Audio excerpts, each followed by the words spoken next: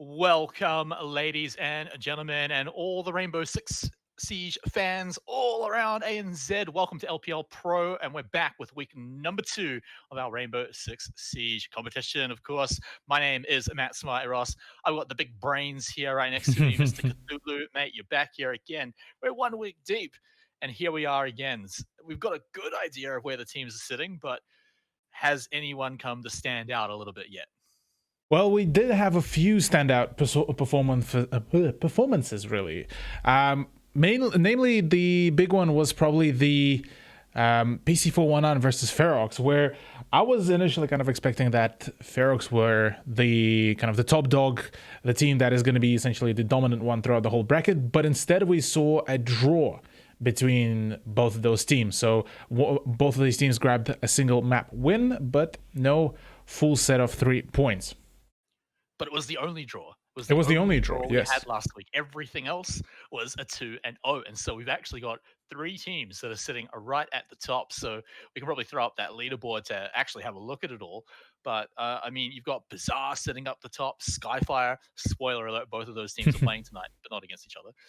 And then Exto Gaming also made it up there as well. So those 3 teams have managed to kind of break away from week number 1 to make a name for themselves. But here in week number 2. That's where they really have to solidify it. And Cthulhu, I think the most important one is probably going to be this first match. BIZARR versus Ferox. I mean, Ferox, like you mentioned, they had the draw, but they're a team that are coming here to just crush the competition. So I don't think they're going to be happy enough with that draw. BIZARR, though, they want to solidify their spot at the top. Yeah, for BIZARR, this is going to be the prime time, really, to get things going for themselves. And this is probably going to be one of their larger challenges as well, given the fact that, well, whilst between the two orgs, there is some history that they've played. Last time was in the quarterfinals of the previous season, and it did result in Ferox winning 2-1. This time, it's a different roster, so some things could be slightly different. Maybe we'll be seeing a complete pub stomp here by Ferox, or maybe we will be seeing some dark horse performances from BIZARR, and well, we just might see that happen. Yeah, and it's pretty crazy to say dark horse when you're talking about BIZARR. Like, these guys were pretty good last season, and they're just bringing the same roster again, which is, in my opinion, a pretty good idea sometimes. I mean, Yeah. you stick with the same unit, you've got some great synergy, you've got the teamwork, and, well, I think you and I both know those are crucial skills in Rainbow Six. Yeah. Well, let's talk about the maps that we will be seeing for tonight. So, between the two teams, we will be seeing, first of all, for those who are just tuning in, quick refresher, this is going to be a best of ones, or and for teams that win essentially both maps, it's a best of 2 series. The teams that win both maps get 3 points. The teams that win 1 map each gets 1 point. And, well, if you lose both maps, well, that's an L that you take with 0 points. Yeah, which makes it a whole lot more important to actually lock in that 2-0, which is probably something that Ferox is going to be feeling even more after last week. It's not just the pride. It's the fact that they missed out on 2 points because they picked up 1 anyway. But the fact is, they would have loved to be sitting up there at the top. It's just a little bit of an extra lead for BIZARR, but here's their chance. If they can come in here and 2-0 BIZARR gaming, then that's probably the best thing they could be asking for. Indeed. Well, the first map is going to be Clubhouse, the map pick of Ferox, as they're going to be the ones to begin things on the attack. Whereas the second map that we will be seeing will be Villa, out of all the maps, and this is going to be BIZARR's pick after the fact that they've had a pretty smashing performance on Clubhouse, I believe, and Villa was one of those kind of bit shaky performances from Ferox, but maybe like we talked about before we went live, maybe that previous Villa performance was the kick in the backside that they needed. A little bit of motivation. Yeah, the little bit of motivation. Yeah, that's a good one. But of course, we got to remember BIZARR also played Clubhouse last week, like you mentioned, and spoiler alert, but if you haven't watched it, they crushed their opponents. I believe it was ShadowNet on it 7-2. So they're very comfortable on this map, and it's not even their pick. So I'd say BIZARR are not worried here on Clubhouse. So it's now all the onus on Ferox. It's their map pick. They've got to come in here with a plan to take down BIZARR. The momentum from picking up map number 1 here for Ferox is exactly what they need. I mean, imagine if they drop map 1 and they're looking at a draw at best. They miss out on the 3 points again. Yeah, it could be quite a devastating outcome here. But whilst we were also talking about the points and how the two storylines will be aligning here, we also witnessed some really odd bans, namely the Ying and the Thatcher. So that does firstly allow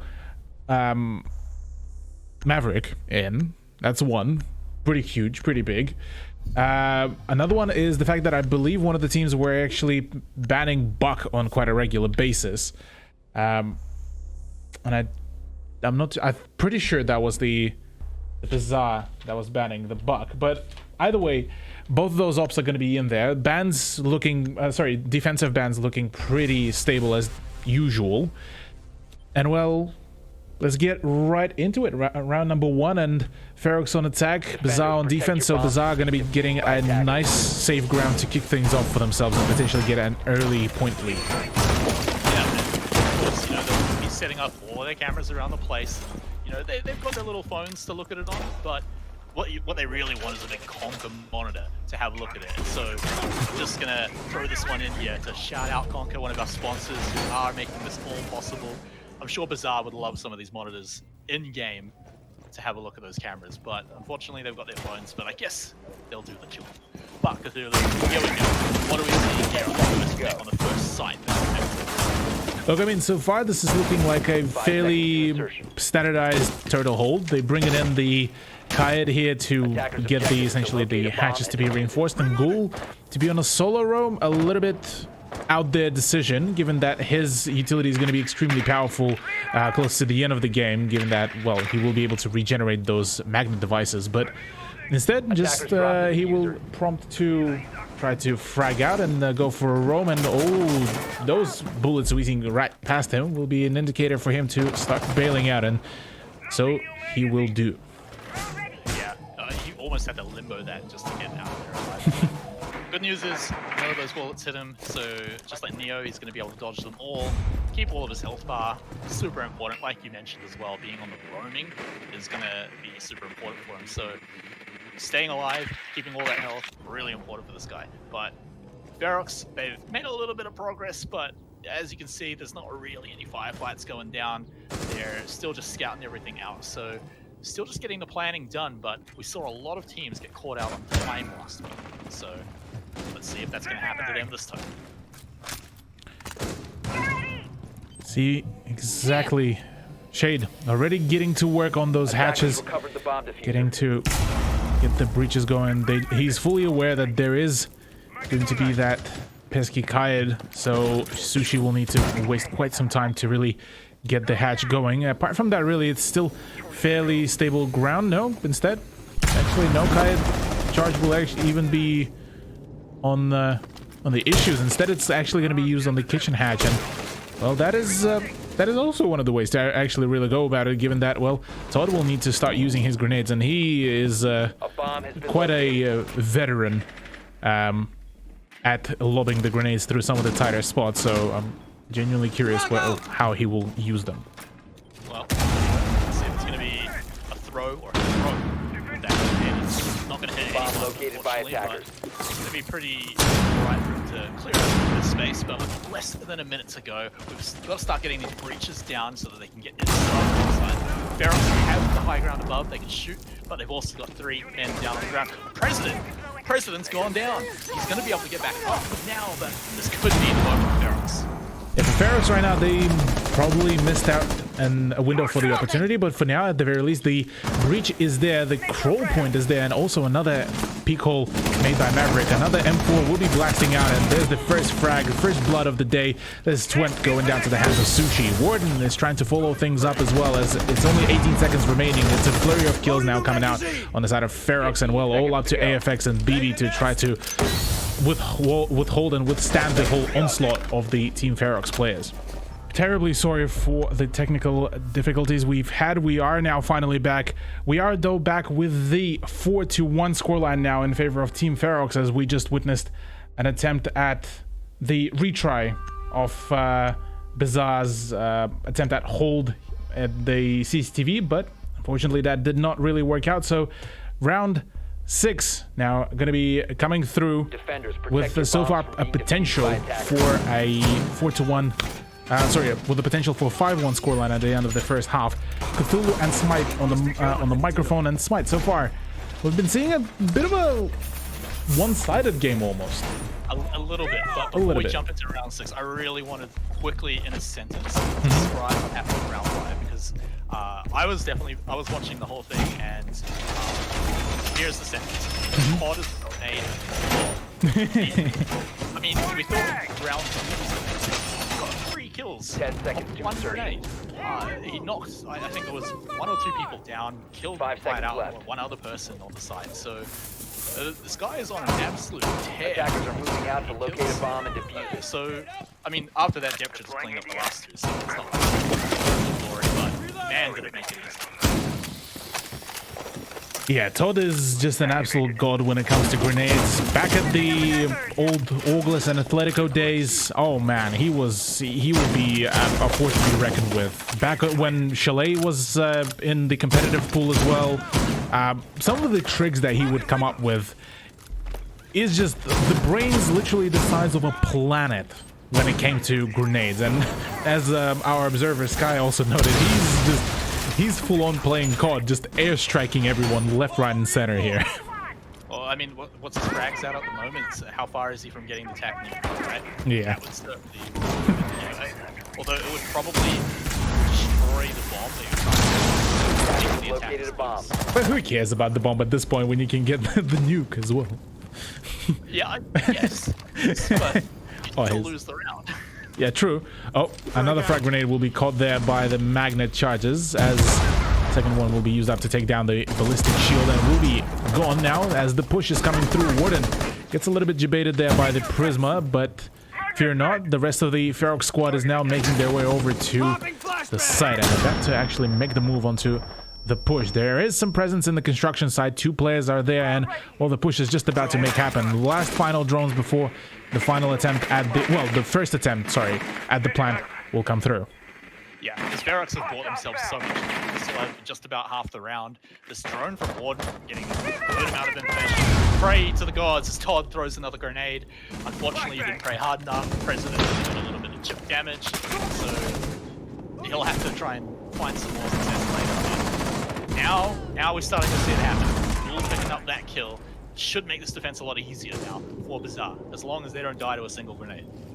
Yeah, that's quite a tough ask as well, given that Todd is still fully alive but no grenades. Warden will be opening up the scoreline for Ferox here as well, as now it's a 4v4, 4v3, just about to be a 3v2. It's a flurry of kills here. Up to Sushi, he will be now once again going for the plan, but the kill has presented itself, and well, it's just after the pure chaos that has unraveled before us.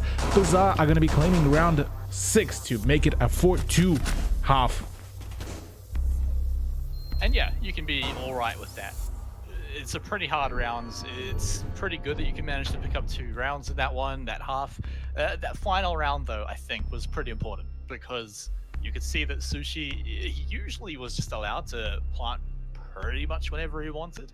That time, you could see him actually get punished for it. He went for an early plant. He got completely, well, not distracted, but he had to be pulled back out to join the firefight.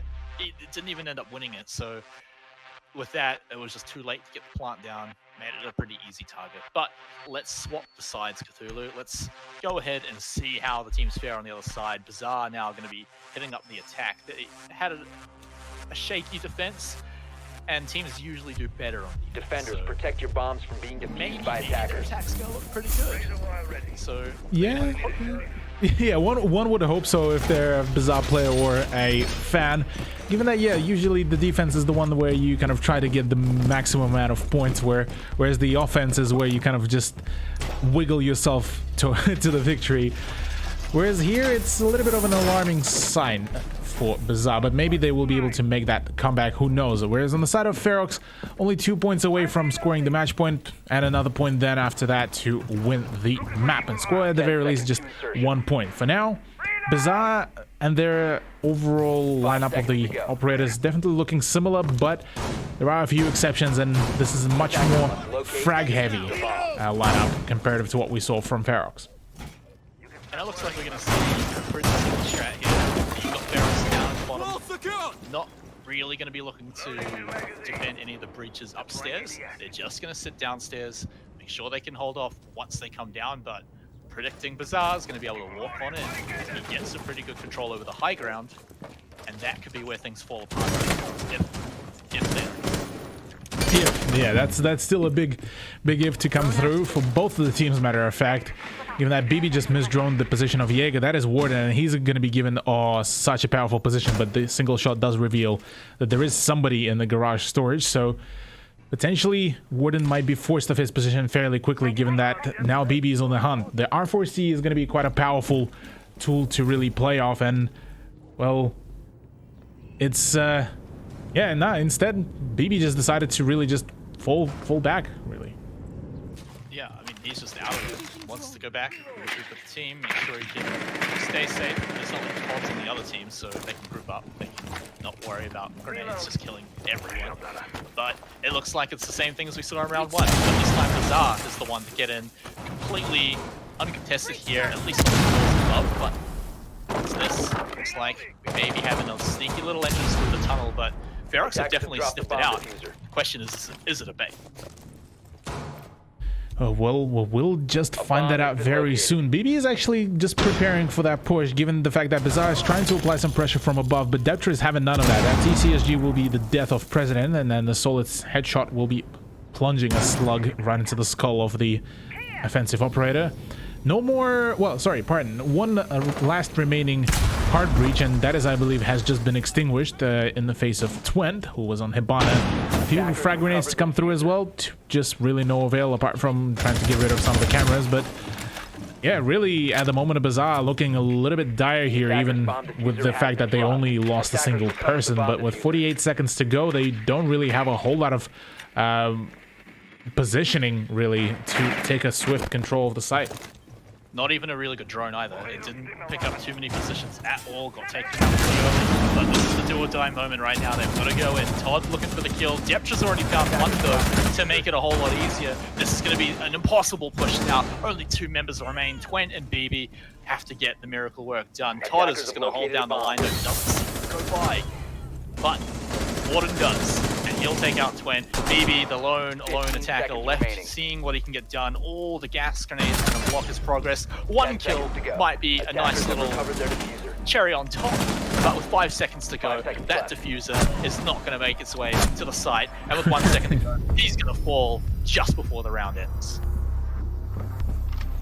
Yeah, Ferox just decided to just keep on just toying with their prey. Oh, no shade.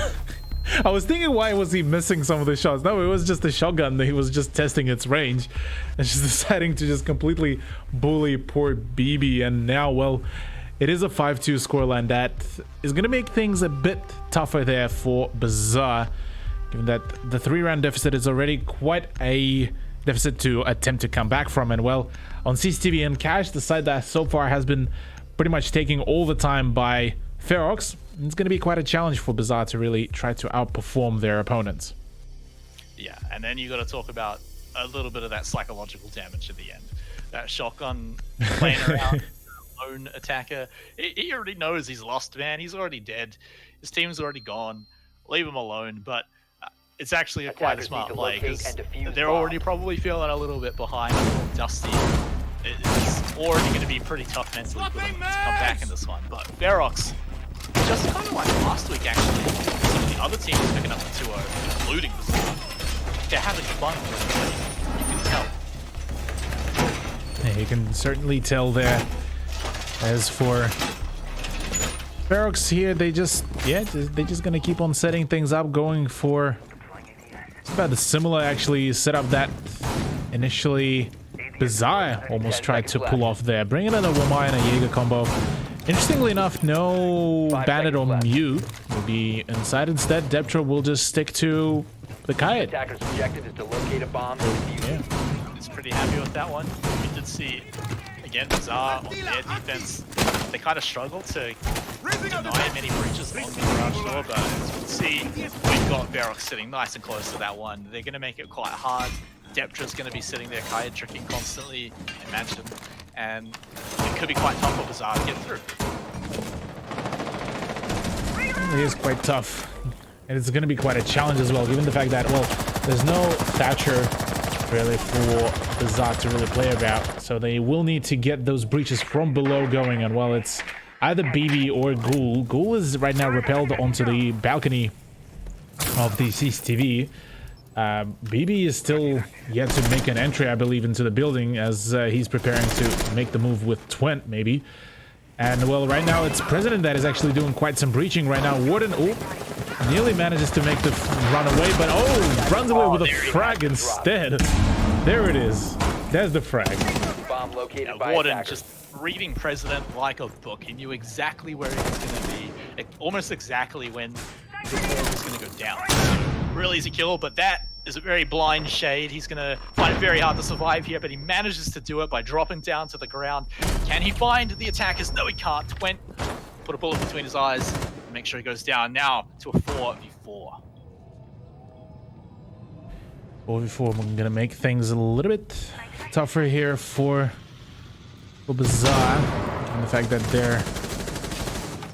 their hard breacher has gone, even though he did most of the job there, but having another way of really opening up some of the sightlines would have been nice. But for now, they can actually make things work there for themselves. We're on the side of Ferox, losing Shade. Well, again, it's not as much of an issue, but losing out on some of the magnets is definitely gonna make things a little bit harder. Flashbang to come through will be eaten up by the ADSs as the peak comes through. There's the concussion grenade as well, and that is just enough to allow Ghoul to actually boost through the CCTV racks, and well, it's AFX that is taking quite some damage. Ghoul is taking even more damage from the smoke grenades as well right now. It is Warden that is down. Toad and Sushi, the last men remaining, are against Twent and BB and Ghoul, who are currently going in and trying to hold in the plan. Sushi tries to go in for the swing, but will be gunned down by BB. Now all up to Todd to try to get things going as well, but instead he will be just going in, taking his time a little bit to get Warden back up, to get another gun on his side, and well, now in a 2v2, in a proper 2v2, this should be an interesting turnout. Yeah, Ghoul looking right at the door. They're about to come through, but no, it's Todd. He wants to jump outside, but he's going to be spotted. Warden now is going to have to get the first shots here. Todd's already taken a lot of damage, but Warden will be able to get it done. Todd has to be able to finish the job. BB remains with full health. He's running outside, but BB was already waiting for him, and BB will pick up the round win as well. Contrary to my initial statements, it seems that BIZARR were able to make a really nice recovery. The moment I started saying and started probably doubting BIZARR, this is where they made the big return here. Once again, closing the round disadvantage just a little bit more. Only 2 points remaining, but still only 1 point remaining for Team Ferox, as they are only 1 point away from the match point. As well as that, potentially just guaranteeing themselves at the very least some kind of comfort pillow with the overtime. Still a bit of an awkward opening for them, though. I mean, like you said, they got the wall down with the breach, but losing President, pretty annoying. You could see that they were looking for a few different ways. They wanted some other ways to get onto the site, but obviously without your hard breacher, that's going to be a little bit more limited. So the fact that I think it was Todd managed to come off right at the start as soon as the ball down. That was great. So props for BIZARR to be able to, bring it back from that 4v5. It's quite rough for them, but their positioning at the end in a high pressure situation, that's certainly what got them the job done. And it definitely came right down to the wire. A little awkward for, I think it was Warden that had to run right out at the end, but here we go. They've got another chance to get it done. BIZARR at least 10 seconds left. having at least some success on attack has to mentally feel a little bit better. 5 seconds left. Yeah, that slight comeback there. I mean, making a return on CCTV where it was probably one of the rather more tilting points, really. Now would definitely give a boost a little bit to BIZARR here. Now that they have all the odds that they needed, they figured out, it seems, the formula even just by a slight bit. Could be pretty much the difference between the day and night here, between a win and a loss. between the two teams. As Warden is instead of holding his position on Raft, is going to be holding from the window. So I would assume that he's that confident about the fact that there is a Goyo as well downstairs in the oil pit to assist him. AFX actually getting this drone quite deep. Oh, a little bit of chip damage there onto Depth. I say chip damage, but it's like 3/4 of his health, so that is going to hurt a whole lot. Luckily, he does have some Vulcan shields to hide behind. I'm sure he doesn't have that, but we get the breach done. Now maybe obviously BIZARR make their way inside, or at least get a few shots inside. They'll have to make their way a little further on, but this is looking like it's going to be a good angle for BIZARR if they get it. Attackers have dropped the bomb So talking about the angles, though, it is Deptra that is going to be striking first. That Vector in the oil pit was quite something scary, and while he did take quite some damage, he was able to get things going for himself. Warden blindly was able to fall back to a little bit more of a safety over the red stairs railings, and well, now with the initial man advantage, here he's gonna go in for the flank instead. And so meanwhile, it's a full-on flood here by BIZARR. They are gonna be taking full control of CCTV, but funnily enough, it is not the site, it is the gym that will be played. And well, it was an excellent bait, and quite a fair bit of utility has been utilized there as well. And time. They've only got just over a minute to get the rest of the push done. They've only got 4 people left, so this is going to be probably a very do-or-die rush here, as they are, like we said, running out of time. But they were also training the defenders' utility. They also got a lot of that done there too. So some of those Vulcan shields now not going to be available. Luckily, Todd gets to, I don't even know how he creates more magnets. Like, what is Lamine even doing? Why doesn't he just have them start? Do they power up at the time? Who knows? That's a question for later. He still has a few left to go down. So Ferox in a good position, but AFX is going to even up the score a little bit to make the fight a little bit better. A bit better indeed. Shade instead will also with the UMP will be striking back. Todd is there on the support as well to try to assist with the gunfight, but oh, it's just BIZARR players are just running all over the place and all over the shop, really. There's another swing to come through. BB with the R4C is there, even with low amount of health, is able to cause and wreak some havoc here. We'll need to be extra cautious about which next gunfight he will try to take. Both of the guns are very high rate of fire, and so they will melt his little health pool there in a pretty much a blink of an eye. Another flick, but oh, Sushi, he's just an absolute god here with the SMG-11, and will be getting himself a nice clutch here.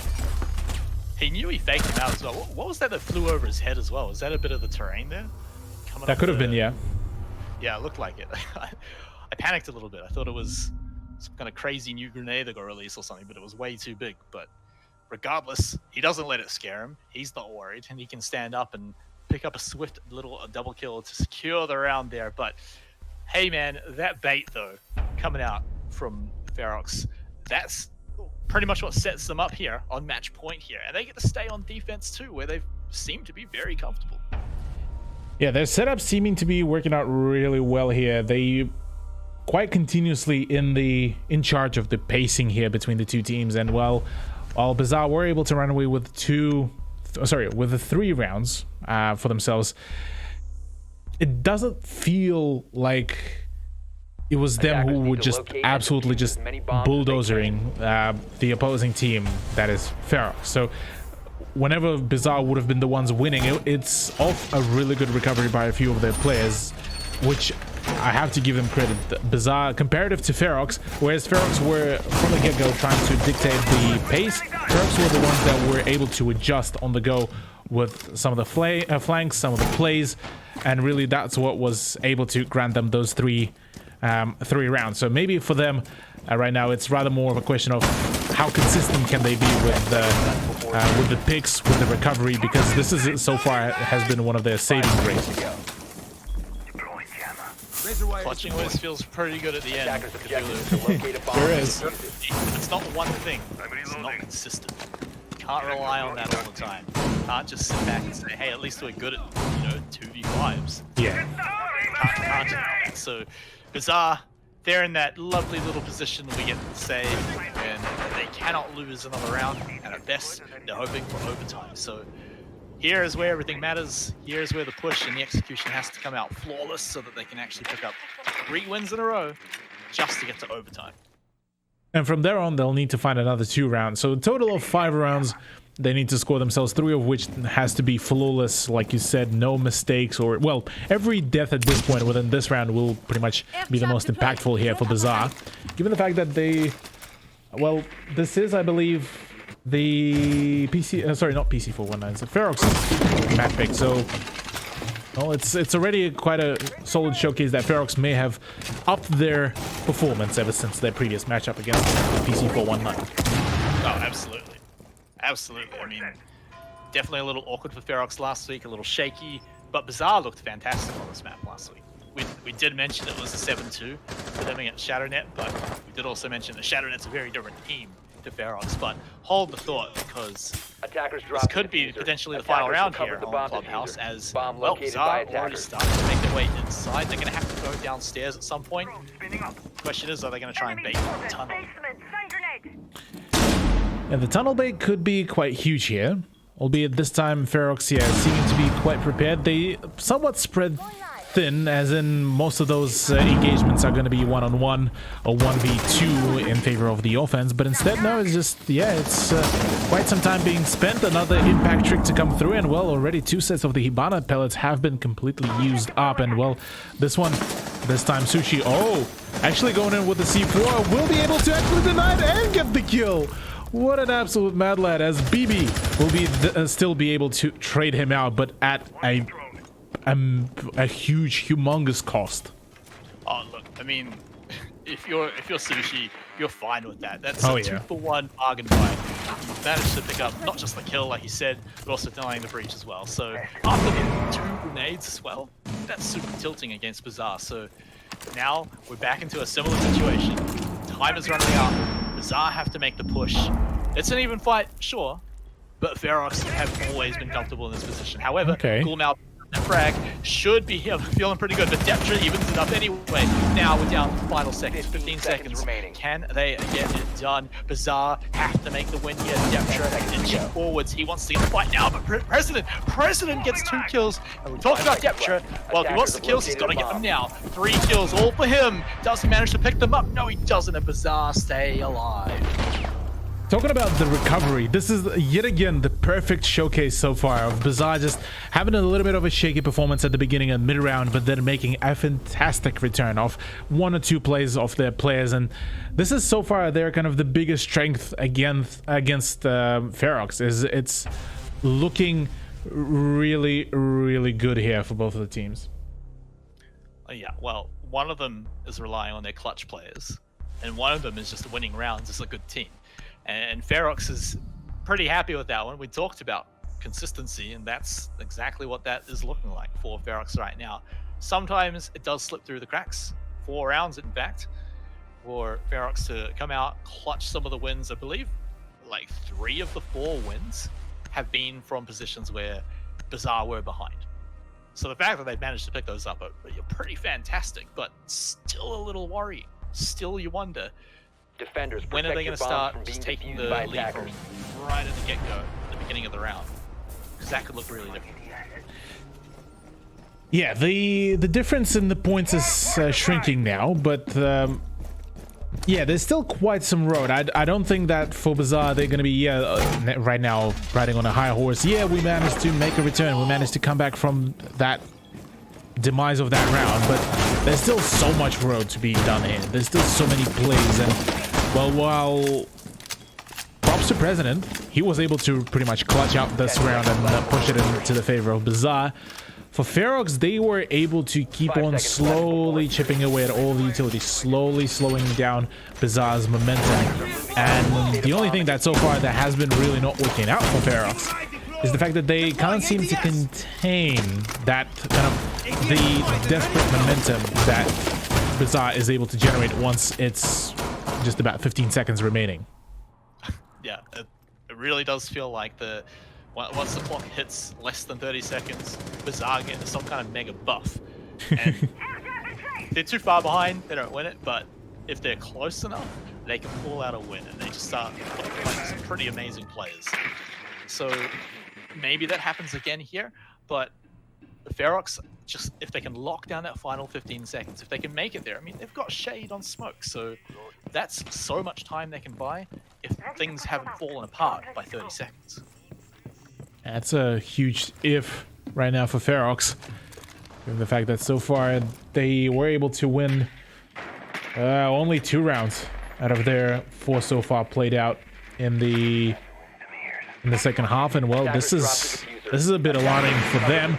Whereas for BIZARR, they looking like they just might get back on the roll here. President is so far spending quite some quality time with the hatch in the supply room, whereas the rest of the Ferox roster is just waiting for the push. Really, they're not going to go for a whole lot of flanks. I believe all 5 of them are just up and about the site, albeit I can only see 4 players. No, 5. Never mind. There we go. Fully returned back now. Yeah, so the breaches have been done on a much quicker basis, so that should allow BIZARR to really get their push on its way on a short notice. Yeah, and still plenty sitting out for them. I mean, plenty of breach. Ghoul's still sitting there with every possible available for Sophia. However, losing their lives, it's going to be Warden and BB going down in a bit of a trade, so we're still looking at a 4v4. The Jaeger is now out of the picture. He's already got everything down though. However, losing Deptra may be pretty annoying here for Ferox. Losing him means the 3v4 has to happen. And we all know what BIZARR looks like as that clock gets close to 0. This could be the round they're looking for a win here. Stay alive again. 35 seconds left. However, Shane's still sitting back. I believe he has all the gas bombs left, so he should be able to buy that time. 30 seconds means that there's not a whole lot left. Maybe we're going to have to see BIZARR rush through them, but here we go. They're starting to go in right through the gas, and now with only 1 defender left, Shade has to get it done. It doesn't matter if he can buy all that time, but he has to pick up these kills. He's managing to do it. Just Twint standing in his way with 12 seconds to go. But no, he runs in. He runs in and he gets ripped apart. Shade getting both of those kills there as they fall down. They fall down indeed. That was quite a clutch and a half from Shade as well. Massive congrats to the Ferox roster as they were able to stop the bleeding there for themselves. They were able to push things in their favor at the end of the day, and well, first map is going to be going into their favor rather than going into overtime. So 7-4 scoreline for Ferox. First point achieved. They still have 1 more map to roll with, and this is where things might get interesting, given that it's going to be Villa. Yeah, I mean, Villa, always a fun one to go to. This is going to be BIZARR's pick, so hopefully they can take this one a little bit better, a little closer.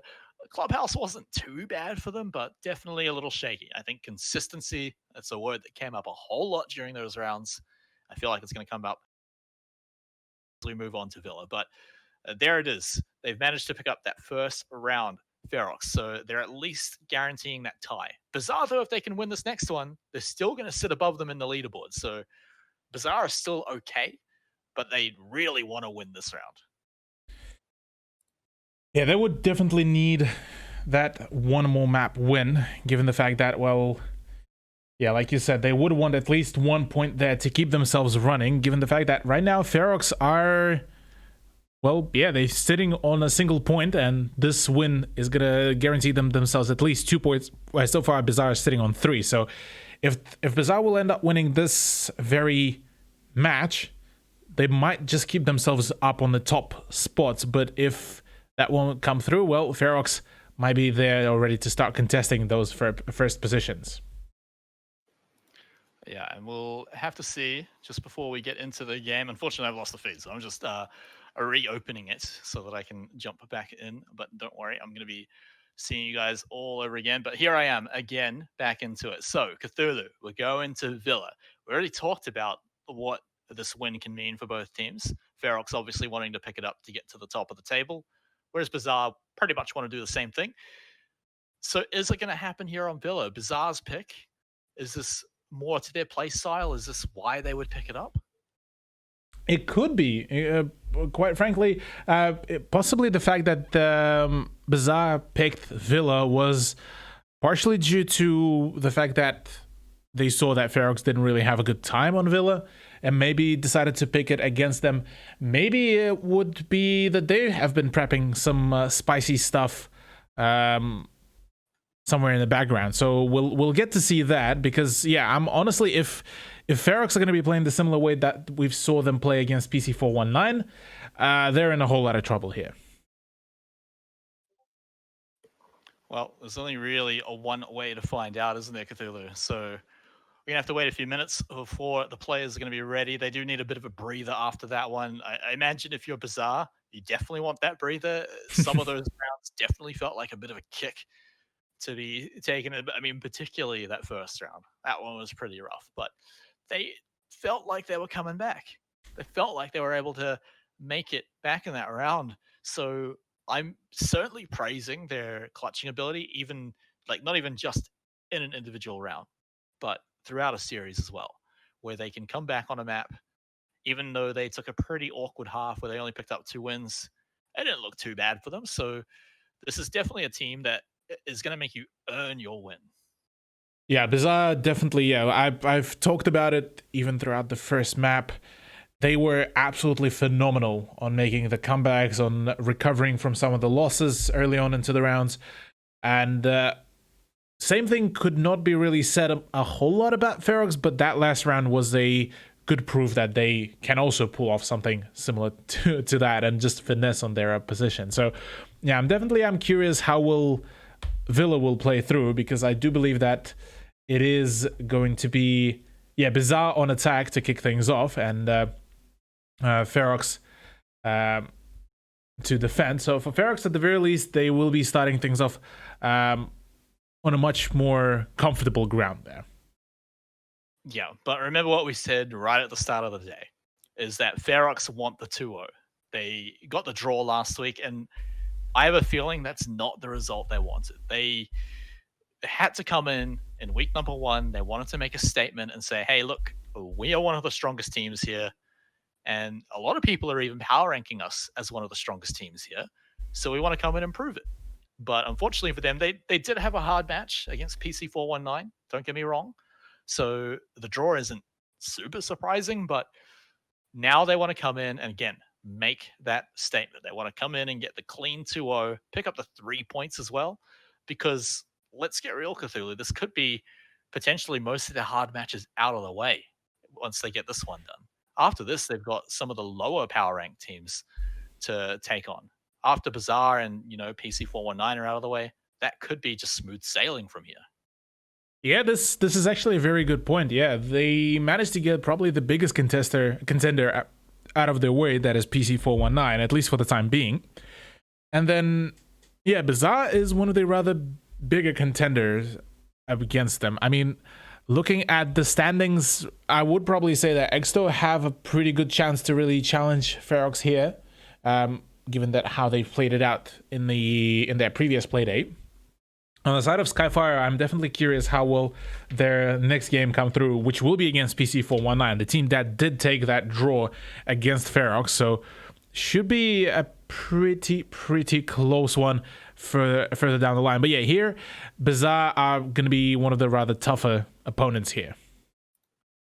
Yeah, and that's pretty much all we can say about this one, is that this is a tough match coming in for Ferox. So we've already seen that that's the case. So it's going to be pretty rough coming in. They, again, just want to get this one done and dusted, clean up, get the 2-0, get out of here. And Villa is one of those maps where maybe you can show off a little bit, go for those dueling plays where you try and get the kill, get the frag before any kind of trade comes back. This could be a chance for a lot of these players to show off. We've seen a ton of individual talent coming out from these guys. Individual talent is something that quite a few teams sometimes lack, sometimes overdo almost, because yeah, whilst fragging and being a fantastic aimer is a huge addition to your team,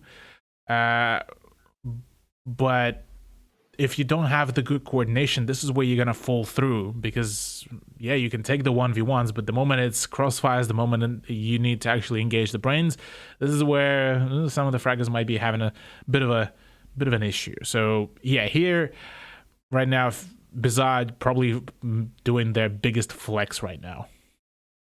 I mean, they've already done a pretty big freeze. Yeah, they sure did. Yeah, that's a good point. They needed to though. I mean, we keep bringing it up, but they did. They want to be at the top of the leaderboard. They're a team that it definitely feels really good for. That said, though, BIZARR, you could tell on their social media that they're thinking the same thing. They want to come in and crush Ferox to prove that they want to play at the top of the table. But unfortunately for them, that first round dropping is not great, obviously. But the point is, they still have a chance to stay on top of the table and importantly, stay on top of Ferox. Keep them just, well, I believe it's going to be 1 point below. They pick up the draw here because obviously BIZARR getting the 2-0 last week. They picked up those 3 points. In fact, I think it would be a 2-point lead if BIZARR can still pick up the win here. So it still means quite a lot. And that rides a lot on the fact that BIZARR managed to get that 2-0 in the last week, get that momentum going. But yeah, Ferox, they didn't have as easy an opponent, but now they have to come in and try and pick up a win here. So it's definitely down to this game, down to this map, down to Villa to see which of these two teams is going to end up on top. Yeah, well, we're just going to find out who's the better team within this matchup, though, in just a few seconds, as I do believe we just got the R's from both sides. Villa is just on the way, ladies and gentlemen, as well. Ferox so far are the ones leading in this matchup, whereas BIZARR still need to do some catching up. And interestingly enough, it's going to be BIZARR on attack first here, so this is going to be a pretty fun one to see because again, their defense, well, even that wasn't the best coming in from map 1, and we usually see teams succeed a little more on defense, if you look at it just purely numbers wise. So now they've got to start on their potentially more awkward side, although it did have a bit more success over on map 1, but Villa's a pretty different map. And Cthulhu, you mentioned that the bans last time were a little weird. We saw some certain operators slipping through. Maybe we might see this again, so I think we might have to pay a little more attention to the bans this time. Yeah, well, so far the ban on Hibana hasn't been too controversial. The Ying one is rather more of a controversial one, given that, well, BIZARR don't really want to deal with Ying in any shape or form. They've proven that in the ban phase of the previous map. But yeah, Hibana ban, that's just, at this point, it's a classic ban to essentially force the attack to really go in for some of the more up close and personal breaches like Thermite, like Maverick, and this is where you can play off some of the exposed flooring as well. And actually, it is interesting that Ying is popping up again, so it kind of shows that BIZARR just never really want to deal with it against Ferox, which is understandable. It's an annoying operator for sure, but it does kind of free a slot up, like we mentioned. It happened in map 1, so it's going to happen again here. The fact that Ying is banned means someone slips through the cracks, and that someone is Thatcher actually going to be, which is a huge thing, because without Thatcher on Villa, it is a tough job for the attack to really get through some of the reinforced walls, get the hard breaching going. Instead, well, they won't have to really bring in the Kali, they won't have to bring in some of the more vertical play, and won't have to make that as much emphasis, albeit that it's still going to be there. But yeah, I definitely think that for BIZARR, this is going to be a much better position. Interestingly enough, though, they are bringing in a Maverick rather than a Thermite, so no kind of instant breaching, and Twint swapping over from Thatcher to a Monty. Okay. Yeah, I'm not too surprised to see the Thatcher swap off. Like you mentioned, no instant breach, so you're not really looking to Attackers need to locate and get rid of any bombs. kind of electro gadgets or anything. You already have Maverick, but Monty coming out is not what I expected it to be swapped to. Yeah, Monty is probably rather one of the more of the kind of wild card picks nowadays, given the fact that, well, Orcs is there. Orcs is no longer in the quarantine, and he is pretty much a direct counter to any shield. The moment he bashes with his shoulders directly right into you, well, it's about a good night for the shield player. It's like knocking a turtle on its back. Exactly. He's never getting up again, and he's going to have a terrible time. 5 seconds left before That's insertion. exactly what happens to Monty. So, luckily for him, though, Twent doesn't have to worry about Oryx, at least in this round. So, he'll be able to walk around with his big, tall shield and be able to walking walking drone to give information to his team and then really push it quite hard. So it's definitely going to throw a huge spanner in the works for Ferox. Once they see it happening, they're going to have to adapt pretty quickly. Yeah, talking about adaptation, Shade in his position is going to be quite a scary one if, well, I was just about to say if he won't be droned out, but instead just promptly drops back down. And well, there's the frag by Ghoul. Fantastic timing as well, as the bait by the drone pretty much worked just the magic. And well, no more pulse plays, no more vertical explosives as well. Yeah, so already fantastic start here for BIZARR. Their push already looking real good. They still have Twin to continue those pushes. The only thing they paid for, maybe losing quarter of his health bar, so that's all right. All the drone, well, it's still a lot of drones sitting around for BIZARR. Still go for this information, but Sushi, what are you gonna do, mate? What are you gonna do? Just knife the hell out of him. Yeah, he just decides to knife him, and well, there goes the Monty, but instead Ghoul already gets the trade. There's another trade to come through, but this time on the side of Deptra, as he's the one to pick up with the Older. And well, it's back to a 3v3, surprisingly enough, after a very dominant, a very solid beginning there by BIZARR. Located by attackers. And this is rough for BIZARR. They really wanted to take this momentum into round one, but now they're back to even. It's pretty rough for them. Also on the attack, you kind of don't want to have the even sides. You definitely want to keep the momentum going so you can get the plant down. Now with only 3 people, it's going to be a little rough to make those pushes. Again, Maverick, President's going to have to get up nice, close and personal. So he's going to be pretty vulnerable with only 2 teammates to cover him. Here he goes.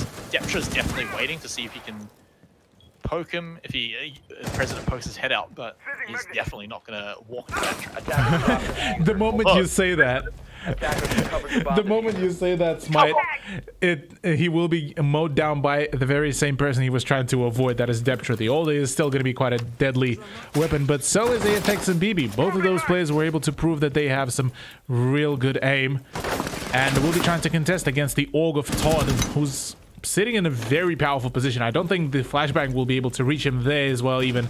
And well, BB's breaching charges, I think, are the only tools that will be there utilized. There's the potential peaks, and there's the mistimed white swing will be allowing AFX to grab the kill. So now in a 2v2 with 20 seconds remaining, it's now the time for BIZARR to kick things into overdrive, and well, Warden is now going on a flank offsite. 15 seconds remaining. So Deptra, he's going to have to try and get it done on the side himself, but he's going to fall down, and storming the side, BIZARR are going to make their way on. Warden has to get it done. He's going to see him going for the plant. Now it's just AFX, the diffuser on the ground, but he just runs out into the storm of bullets. Ferox managing to pick that round up. Sure do. Warden, some real good flanking there, albeit a little bit of a bait onto Deptra as well, but if that allows you to grab the kill and get the win, that's all that really matters. Nicely done by Team Ferox as they the one to continue their reign here points-wise. First round in their favor. And it felt so good for BIZARR at the start. You thought maybe they were going to get something surprising done, but not going to happen. I don't imagine we'll see the Monty shenanigans for a little while again. We're now going back to something a little more classic, the Thatcher Thermite combo, although perhaps maybe that one's good. Now, oh my god. Really? All right. Look, I'm not even mad. I'm keen to see Monty. Yeah, I mean, Monty plays are definitely quite a spectacle to witness. They're special. Yeah, it's a special breed, special time when you get to see a quality Monty play. Twin, I have a little recollection of him being the Monty main of BIZARR, albeit that maybe that's a part of the new strat sheet that I haven't got to yet witness in full action. But apart from that, really, BIZARR are certainly, they had a solid idea, they had a solid beginning, but couldn't really make it anywhere further than that, which is unfortunate. Yeah, things got a little messy as it moved on. Talked about a good start, but fortunately for them, losing just one more firefight after that. Lost them half the team. So they get another chance to do it again with a very similar lineup. Gonna go for the Thermite instead of the Maverick though, but that's just gonna make the breaching just a little bit different. But the one fun thing is we've got Deptra here on Pulse, so definitely keep your eyes on him, keep your ears out. That sequel is gonna be a whole lot of fun, but Here's even more fun, guys. It's Twent back on that Monty. Let's see if he gets a knife this time, though. Yeah, he'll try to, well, mainly for him, his main job will be just to apply as much pressure as possible without overexposing himself. That push by that push by Monty from Twent will be forcing Deptra off his position. Same goes with Warden, as just like that, without any shots fired. Well, it's a quick take off the kitchen and dining. Yeah, Deptra gets forced out, but it looks like he managed to run a pretty good distance away to make sure he's still hidden, which is very important when you're Pulse. So those C4 kills are going to be still on the table. He's still going to be able to be very sneaky. It's BIZARR. It's still taking a little bit of time. It's President pretty far back to defuse this, so definitely looking to come in from above. BIZARR are not right now aware of Sushi's position, and he's all hid up there in the library. Sorry, just outside the library in the living room, and that is going to be a huge one. Yeah, they're completely unaware. No sound cues were made by the Goyo player, and right now, at the right timing, the flank will be pretty much lethal for BIZARR. Well, they don't see it. It's going to be rough, although looks like they have seen it because it's going to take him out. Sushi is going to be off the menu. No Goyo little flanks coming out again. Twent will be able to spot out of the vendor, so going to get a little bit more information and down, but this is the push that we were looking for BIZARR. They've got the 5v4. They've even got Twent to go for the push in. This could be where they're looking for. Deptra, though, could be the hero Ferox needs. Yeah, well, just as you talk about the hero, oh, the knife does come through, and well, right now this is just all falling apart. BIZARR. At the end of the day, it will be Twent that is actually going to be winning the big push here, and well, Ghoul to land the final shots whilst the Monty was distracting the Kaid. Nicely done by BIZARR, as this time, after a similar push, they were able to get the advantage here against Team Ferox into a 1-1 scoreline. I like how this time Monty fought back. He didn't just sit there getting knifed, he didn't sit there getting punched. Comes out, starts knifing on his own. Twent, look, mate, I love the picks. Are we really going to get this done again? I mean, is it just going to swap over to Monty? What do you reckon, Cthulhu? Is it going to do it? Yeah, that's a psych. Oh. That's a psych. Twent. Just one big troll at this point.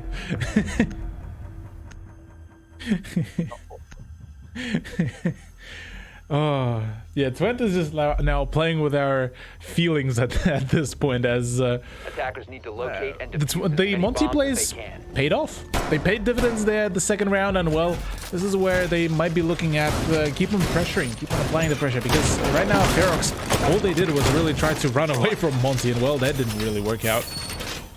Yeah, well, they're playing us. You know, Deptra was looking for a pretty sick flank, but then the second he sees the shield, he's knocking it out of there. He's running up the stairs. We didn't see any kills from him. Unfortunately, he's definitely a player that can pop off, particularly on kills as well. Definitely some good chances, but nothing found from it, which is pretty rough for him. So Monty just has that unique effect on 5 seconds to go. Every round that he's in with the team just has to play so differently going against him. Attackers objective. I mean, Todd did make some changes there for his team. He is bringing in a Legion to try to deal passively with that Monty, to force him kind of to slow down a few times whenever he's going to push through some of the doorways. Maybe bringing in somebody like an Ella as well with the FO12 shotgun could have worked out pretty well. But talking about the pulse plays, I don't remember that Ferox were as proficient on the C4s. I think it was rather more of PC419's proficiency there, whereas when it came to frag grenades, well, that's why they have Todd on Team Ferox. Definitely have a lot of tricks in the book, that's for sure, but it still doesn't seem like the biggest trick compared to Twent on Monty. It's definitely working out here again, but I want to see what it works out, because we've had one win, one loss, and let's get real, both of those rounds were very messy. A lot of kills just kind of all over the place, and the knives coming out left and right and center. So it's probably going to happen again here. The question is, what are Ferox going to do about it? Are they going to try and push this Monty down, or are they going to run away again? They're going to. Yeah, it seems that they're just going to run away in there, as yeah, it's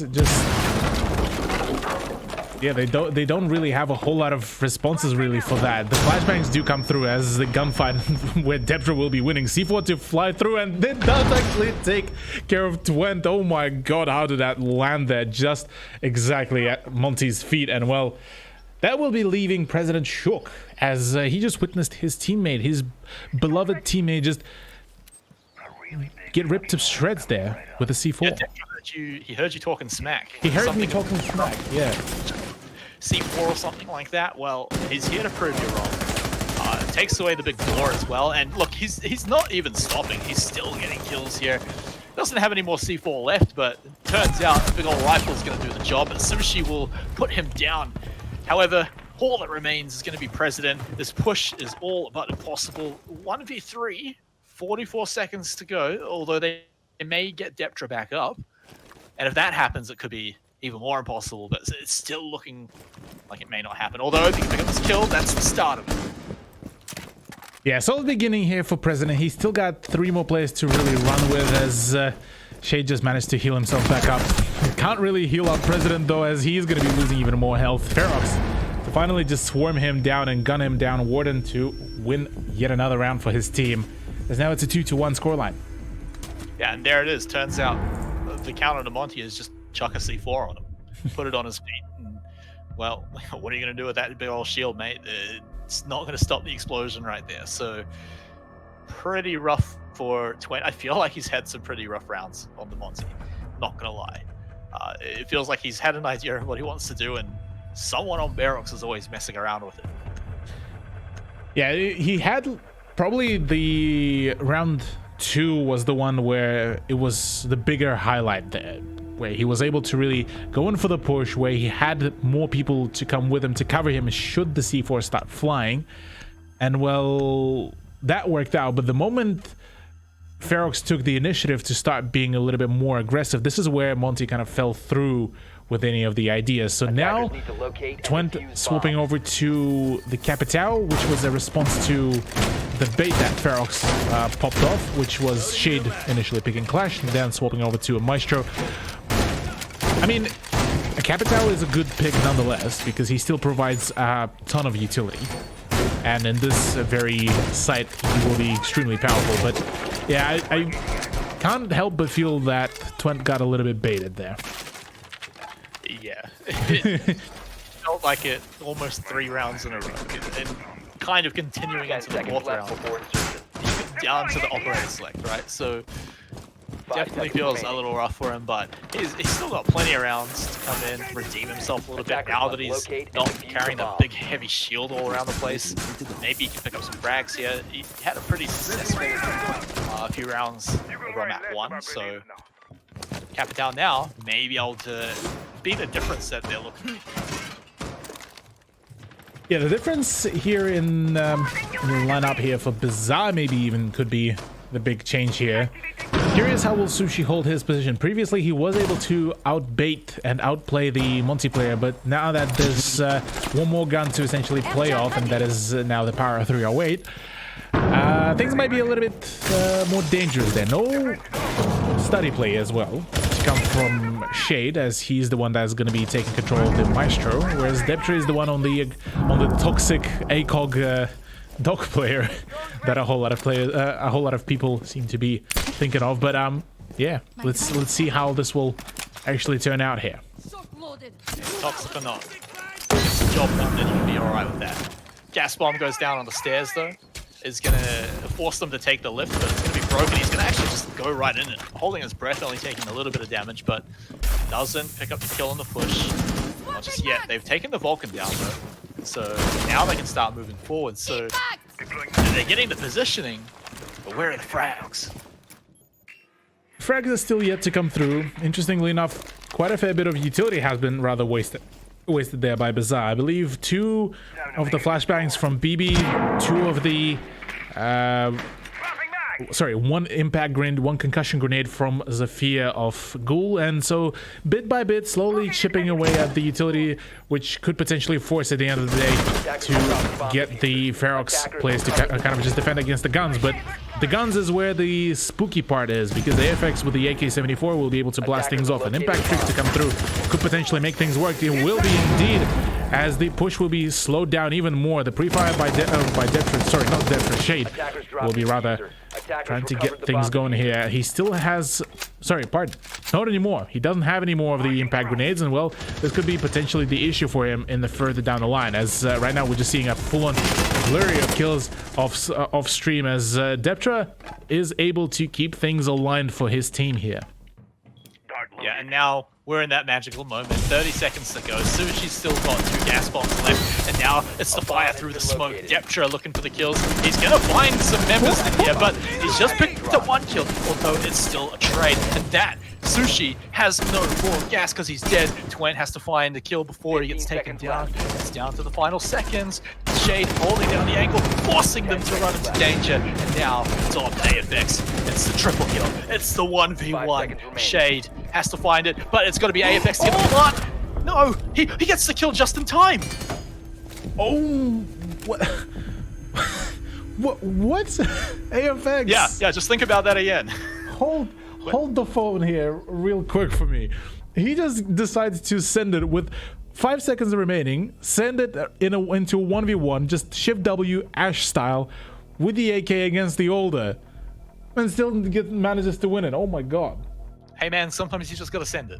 Sometimes you just gotta send it. Yeah, that's probably the biggest lesson I'm learning from all of this matchup so far.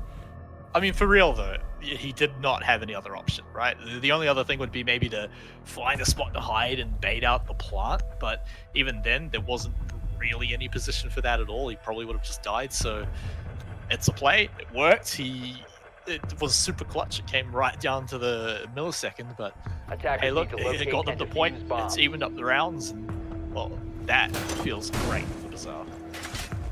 Yeah, this is all that matters here. To even out the round count, and this almost feels right now like a repetition of Ferox's last attempt at playing out Villa, which was against PC419. Similar story. Yes, similar story was unveiling there. It was a back and forth trade with PC419 for quite a long time, leading the charge there. Ferox a few times were able to make a return and kind of push the trades back into their favor, but at the end of the day, it did end up resulting in an overtime and then a 2-round lead there by PC419. So here potentially Ferox are going to be having yet again another bumpy road, and that is one of the maps that potentially they might need to look out for and try to avoid having them picked further down the season. Ferox, we said it at the beginning, they definitely want to pick up the win here. It's very important for them. Get that 2-0. They missed out on it last week. The only team that didn't, completely lose to not get that 2-0.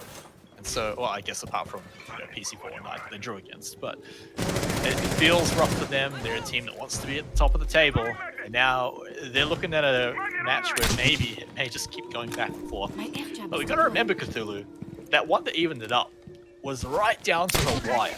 So Ferox very closely had that. They were real close to just holding it off and making this a 3-1. So that could be a completely different story right now. So at the end of the day, they do still manage to even up the points, but does that mean that this round is going to go the same way? We're not sure. We're just about to find out. Oh, a bit of a misplay there by Detres. He will be shooting his own ADS device, which will be leaving him a little bit toothless there from his team, as well. The Goyer shield has been popped a little bit too almost early.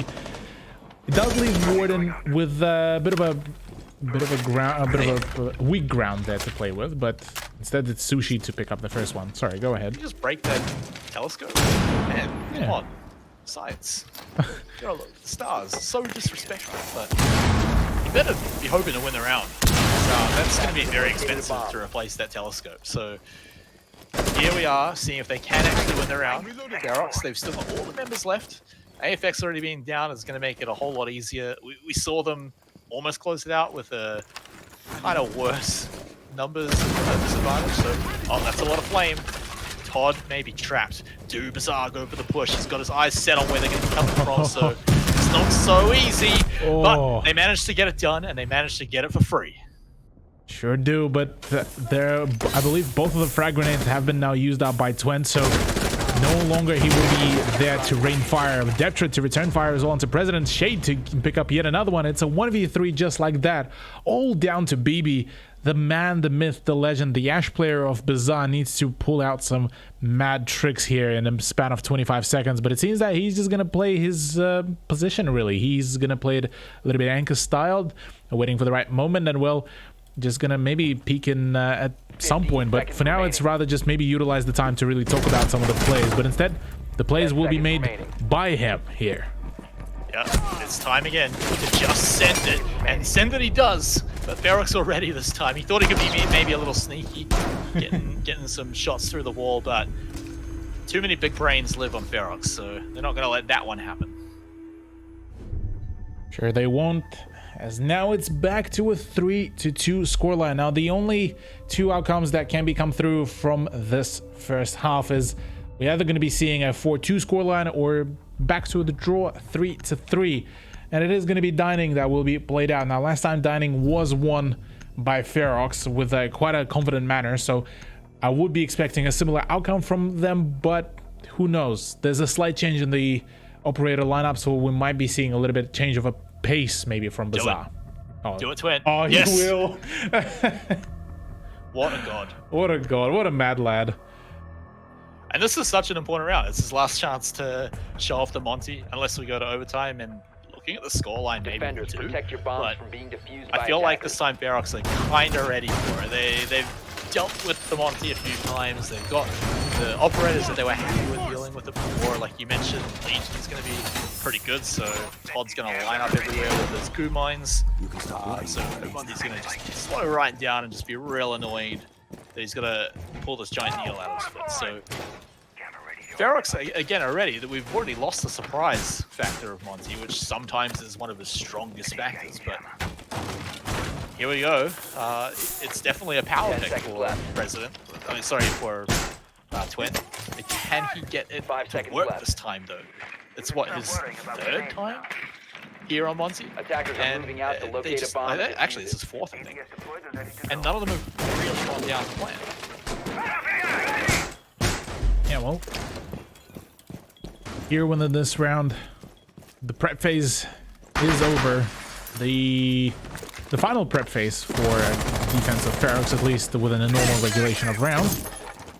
And it will be AFX going in with quite a confident push in straight away. Having the drone lead in for him will be allowing him to do that very thing, as Deptra was able to pretty much waste one of the drones, and now it will be forcing AFX to rather slow down and just start droning in ahead for himself. Will is also to follow suit here, with President now doing the live drone, and well, now it's a pretty well organized push by BIZARR here. Yeah, they're allowed to get some pretty good progress in. You can see Ferox are actually kind of hanging out downstairs with the site, so it's going to be all about those vertical angles, see if they can get the floor above, shoot them down from above, like BB's doing right now. Butt's going to be able to open the floor right on up, so everyone can have a little bit of a peek down, see if they can find any shots, but they have to watch out for their feet. Too many times do we see players just get shot right in the foot and get taken down from below. Talking about the plays down from below, it is Deptra. He's waiting right at the kitchen to see if he can maybe spot some of the attackers early on before the gunfights, the main gunfights, start coming through. But for now, just gonna be sitting pretty in the kitchen. Really, no crossfires, no pre-fires being made, no Monty push just yet. Albeit, I have a feeling that we just might see that change. President is already sticking to the defuse. Nobody's there to really prevent him from doing that. Rather, a bit of damage has been dealt to President to spook him off, but the C4 might be coming through yet again. No more C4, rather Deptra is going to try to just right swing on it, and really, Twent will be forced to unshield himself, as BB from above will be granting himself the frag. Shade tries to contest with the play as well. AFX is the one to keep picking up the kills, and this is just a whole mess right now. It's just all falling apart. 5-2, 19 seconds remaining. BB is low. Shade is the last man standing and fully flashed, and right now he's just about to start getting bullied here. No more stims, no more life, and no more time to really play this out. BIZARR are the ones to close out the first half. And finally, we see the Monty plan in action, and it worked. That was what they were looking for. BIZARR, it clearly looked really fun. Like you said, it was a whole lot of a mess, and that is the big spanner that gets thrown in the works. I mean, if you're BIZARR, suddenly you're like, oh my god, what are we doing? Sorry, if you're Ferox, oh my god, what are we gonna do? It's getting planted on completely the other side. We're gonna rush over there.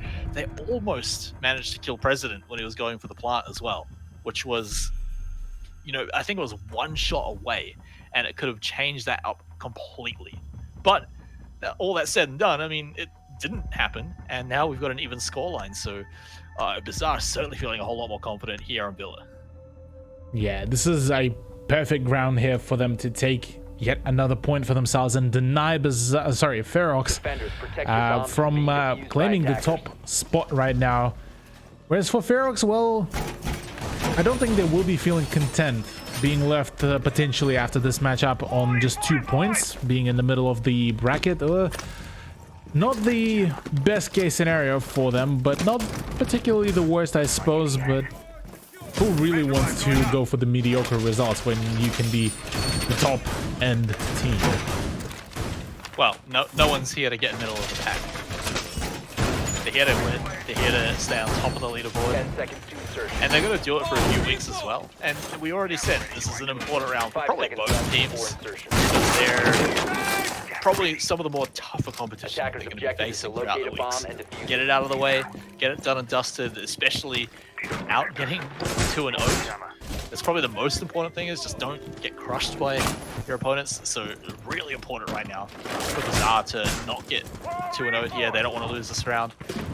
You know, Ferox, they'd be stoked if they can get the 2-0, but I think they can be okay with getting the draw. It's not the worst.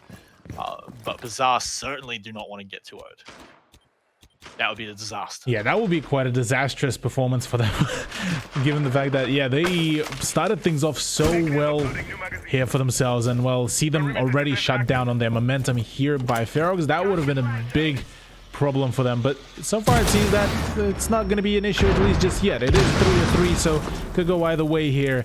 AFX is the one that will be trying to really hold off the initial onslaught of the Ferox players, as Ferox prompted to bring in a Thatcher, bring in a bit more of a stock standard, you could say, lineup for some of the hard breaching, some of the utility clearance, and, well, those EMP grenades are going to be quite powerful as well to deal with. But funnily enough, Ferox are actually taking their sweet time to really make even an entrance into the master bedroom, and then, well, go for the rendezvous with the rest of the squad. So a lot of time here being spent on the intel, making sure that they know they can make it in without getting taken out. But of course, time is of the essence, and, well, players are too. And without Shade, that's going to be a little more annoying. Getting that sledge out of there, you know, all those rotations are going to be an opening up.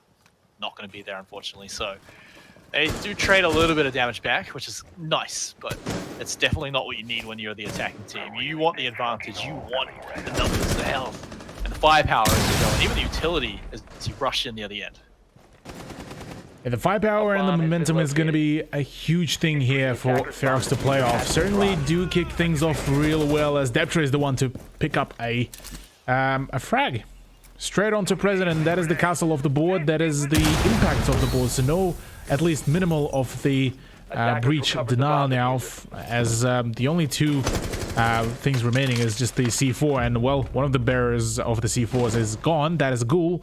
And all up to AFX to try to C4 and make a play here. 3v4. as the Mute is actually on the flank. I don't think Deptre is actually going to read into the position of the Mute and going to be completely leaving his back turned on. And there it is. Yep, Mute is completely knowledgeable. There's the headshot, but Warden, meanwhile, does manage to pick up yet another one on BB. And in a 2v3 situation, the plant will not be actually going down. The Sushi plant will be denied completely. Todd needs to recover the diffuser, and now it's just all falling apart, all up to AFX as Sophia goes down. 1v1 situation, 4 seconds remaining, and it just went all 0 to 100 really quickly as Warden goes in for the swing, but the shotgun is just better. BIZARR to continue their reign and push themselves into the point advantage. And that's how you get it done at the end. Look on the replay, right? Why bring a gun that needs more than one shot to get the job done? Just pull the trigger. There it goes. And, you know, AFX, even before that, just all the extra kills he did, that was a pretty good clutch there at the end. So he's going to be pretty stoked with that. The patience as well to sneak up on Deptre. Definitely securing them the win there. So a really nice little thing around the pickup there for BIZARR. Now that they get to sit comfortably on defense, everyone loves being on defense. They don't even have to come into the round on much of a disadvantage. They survive the attacking half, where usually it's a little shaky. But here on defense, it feels like maybe they can find a way to get it done. And some of these flanks have been pretty fantastic, and they're going onto the right players as well. Defuse as many bombs as they can. Yeah, the flanks is a huge thing right now here for BIZARR Gaming. They were the ones that just kept on able to get the sneaky recovery going on Clubhouse. Villa seeming to be just them amplifying that effect, them able to make a return all of a sudden and just kind of RKO out of nowhere. The moment Team Ferox seeming to be just getting a little bit more chilled, more relaxed, the moment they lose that grasp on the momentum of their push, this is where BIZARR is able to make that statement, make that recovery, and it's almost like a well-oiled machine. The moment they trying to kind of get themselves up and running before, if it's not working, just push the button on the comeback, and come back they will. If only it weren't that simple. Wouldn't that be nice? That would be nice, yeah. You're down in ranked and you're like, oh guys, just push the button and, you know, we'll get it done. Manage to come all the way back. Well, that's usually how the cheating software works. Just press the button and get the wall hack. Yeah, there you go. Just, although please don't hack. I don't think I can handle meeting hackers yet, and Siege. I'm not that good to outgun the hackers. I think most people are not good enough to outgun the hackers. However, maybe Warden and Todd are, because they've already picked up 2 kills, and those ones are once again going to be for free. So we're setting up the script again for Ferox to take the round back, but we still have a 3v5 on our hands. You know what happened in the last 3v5? It was AFX who went in for the flank and was able to deny 3 players of the flank. So here, everything could really happen here. Ferox might be starting to look a little bit paranoid almost, trying to check their backs occasionally. Warden on a solo push will be attempting to get some closure maybe from the study room, but for now it's all about those 1v1 engagements that Ferox needs to force out of BIZARR. Well, here we go. The push goes in, and the plant even will continue. Shade picking up a kill in the meantime. No one can touch Sushi, but they can touch Warden. He goes down. We put the pressure back onto BIZARR, so now they've got to go in. President and Ghoul have to find a way to get rid of these 4 attackers here from Ferox in 35 seconds to get that defuse done. Not a good time to pull out an aid, mate. You get taken down. President still, he loses his teammate. Now he's going to get all the glory done. He takes down Deptre, which is quite glorious, sitting on the diffuser now. He can go for it. He can try and get it done, but he's not going to go for it. He's going to look to try and get the frags instead, but it's a mistake as Ferox is waiting right around the corner. Very nice round there to come out from Ferox, given the fact that they dropped a little bit of a ball on the previous 2 rounds, but managing to find their recovery here will be forcing themselves back at the 4 apiece scoreline, which isn't a bad thing per se, but probably for both of the teams they would rather have the scoreline continuing to lean into their favor. But alas, that's not meant to happen, at least just yet. So for now, we are going to be going back to AVG, the retry by BIZARR, given the fact that they're probably just thinking that it was off some real bad timings here and there and looking at patching up some of their work there. Yeah, we didn't really get to see exactly what happened at the start of that round where just 2 kills came out for free. And I'm going to stop talking about what I'm saying because we've got a Yana coming in. Ooh, yes. Yana is going to be a very good and a very interesting pick here, given the fact that she hasn't been seeing a whole lot of usage in regards to her utility, but her guns, her grenades are absolutely fantastic. Her gadget, essentially it's a glorified drone that you can use to bait in people with the entry frag. So it could be used here, given the fact that Shade does occasionally like to get aggressive, but maybe they just want more drones. And it's just as simple as that. Hey man, drones are pretty good. 5 seconds And, to insertion. you know, you call it a glorified drone, but no drone is that tall. Attackers are moving out to locate a They bomb. can look over counters, they can look downstairs. I guess the drone can jump up to some places, but that's all it's really got on Yana's hologram, so it does have a few differences for sure, but it does add a little bit of extra intel gathering, and it kind of works because that's how Ferox have been playing. They like to go into those pretty aggressive pushes, like you mentioned, Shade in particular. So throwing in just a little bit of confusion with a whole lot more information gathering might be the little secret recipe that Ferox are looking for. And the secret recipe indeed is in the making here. Shade being a little bit aggressive, maybe a little bit of an oversight. Oh, we'll be spotting the defenders. Yep, we'll be just there to kind of just await for the hologram to be shot. Yeah, that was a bit of a jump scare there.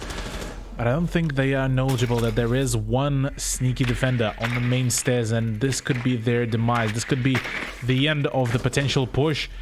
Todd being given free real estate as he's going to be moving in around to the 90-degree hallway as well. Bomb has been located. That has been partially forfeited. Interestingly enough, the person who was I believe the BB on the Jaeger decided to fall back from his position. So for now, it's going to be the position given away to Ferox rather. Yeah, it's still a bit of an awkward spot for BIZARR to be sitting in. It feels like they could easily get quite flanked there, but it looks like they moved out far from the two. Now treating a bit to the side, you can see AFX, he's hanging out down below. He's along with BB2, looking to make sure no one's going to be looking for any shots through the floor. They want to deny Ferox any chance to sneak any kills of their own, but it could be awkward when it comes time for the push. You've got 3 members here. You know Shade's going to throw in a hologram to the mix as well, so taking a few shots across the map right now, but only a minute to go. No one to be taken down yet, but Ferox know there's someone around the corner here. They know that there should be something happening. Throwing frag.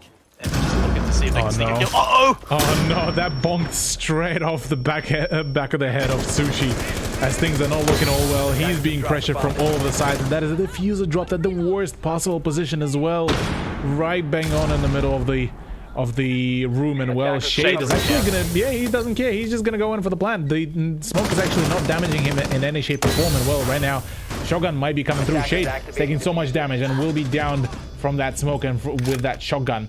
2 players remaining against 4 of the defenders, and well, right now it's all down to Todd to try to defend his position. He has revealed that he was standing on that shelf, and well, right now things are looking quite dicey here against the shotgun. A good pre-fire though, another one to follow it means Todd picks up that double kill, and meanwhile the diffuser still just sitting there, but President was going for it. Todd continues to pick up even more kills. President though, he has to, actually he's already done it, Shade's already gone down. See you later, diffuser. See you later, diffuser indeed, but what an attempt there by Todd to nearly get a quad kill clutch for himself, and that could have happened so easily and so quickly.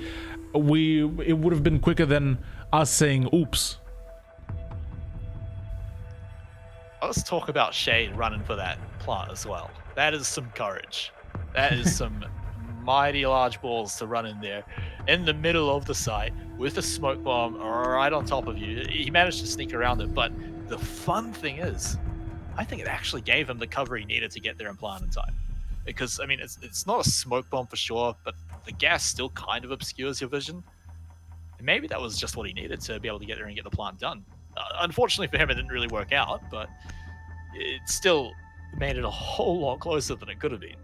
Oh yeah, the fact that there was smoke, the fact that there was all of this commotion definitely did assist him in the plan down. But the moment that diffuser was planted, it was pretty much all over Red Rover for him. No way to really back up.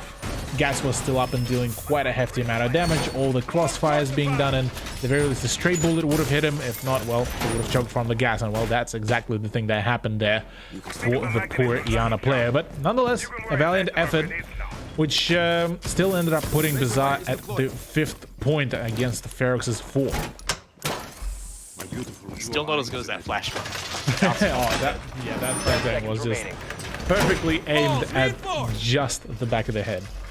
The timing was beautiful. It was excellent. You could see the panic as it happened too, but man, they managed to recover from it a little bit. It wasn't the end of the world. It's just a little bit funny for us to watch.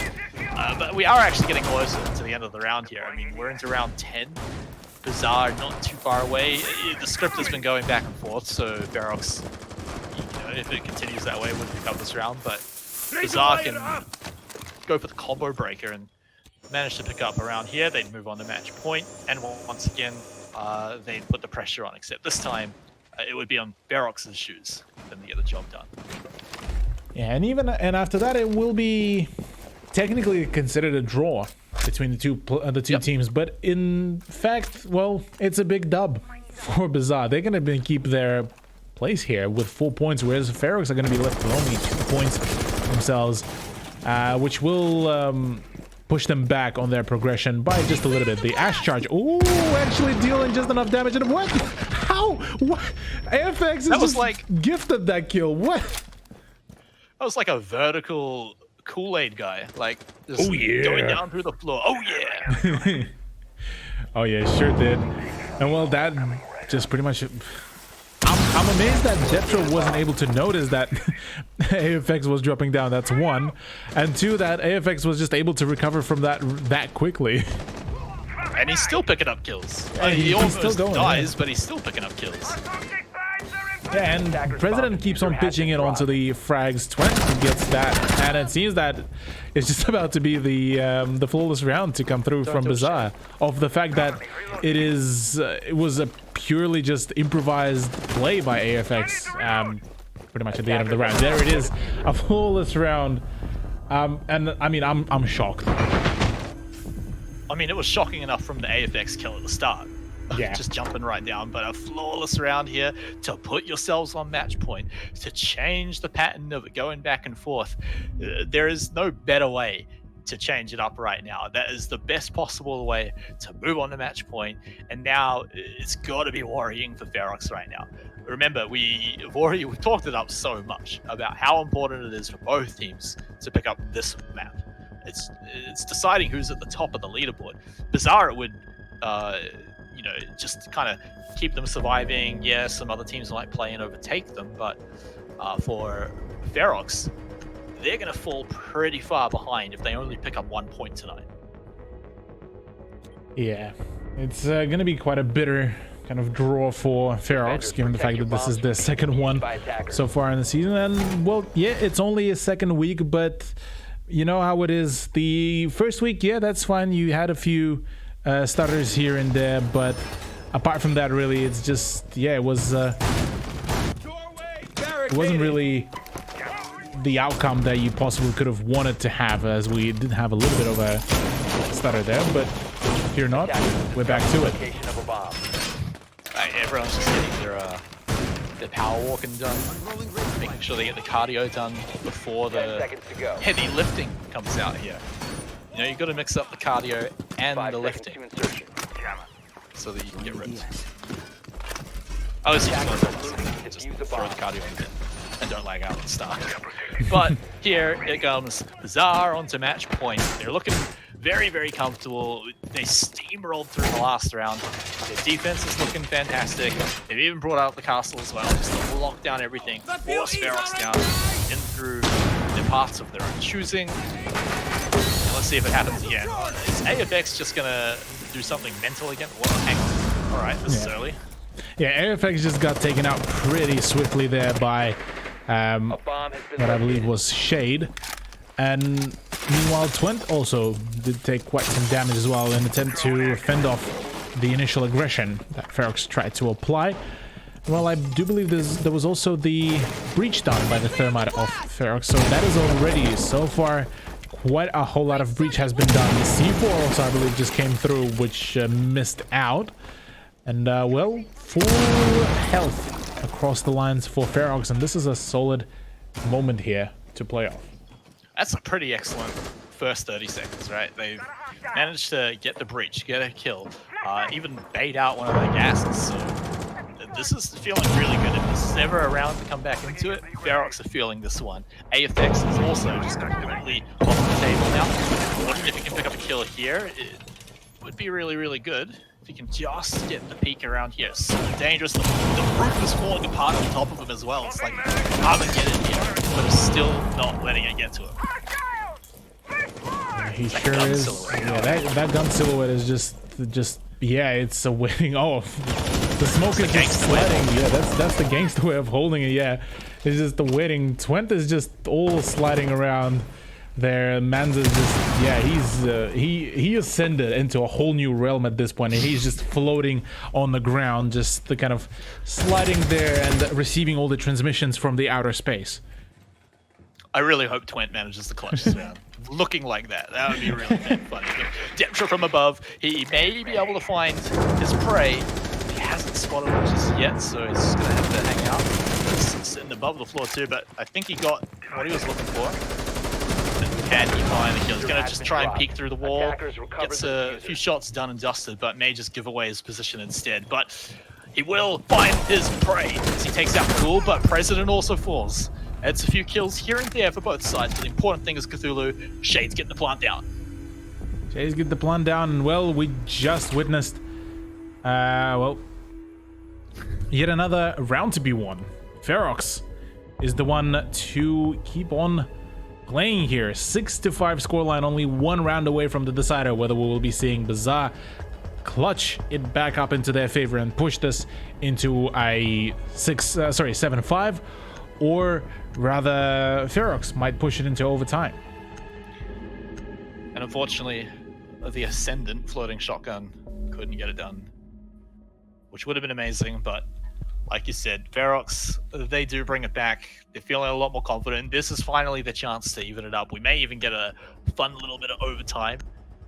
But BIZARR, they had a pretty fantastic round before. They were pretty close. Residents bringing out old mate Pulse. That is where things can... I'd say Pulse is definitely very do or die. He either gets the job done really well with that C4, or otherwise he's getting some pretty good information, but his firefights are a little awkward, and he's always in a bit of a different position too. Looking for those cheeky little C4s through the floor. Sure will.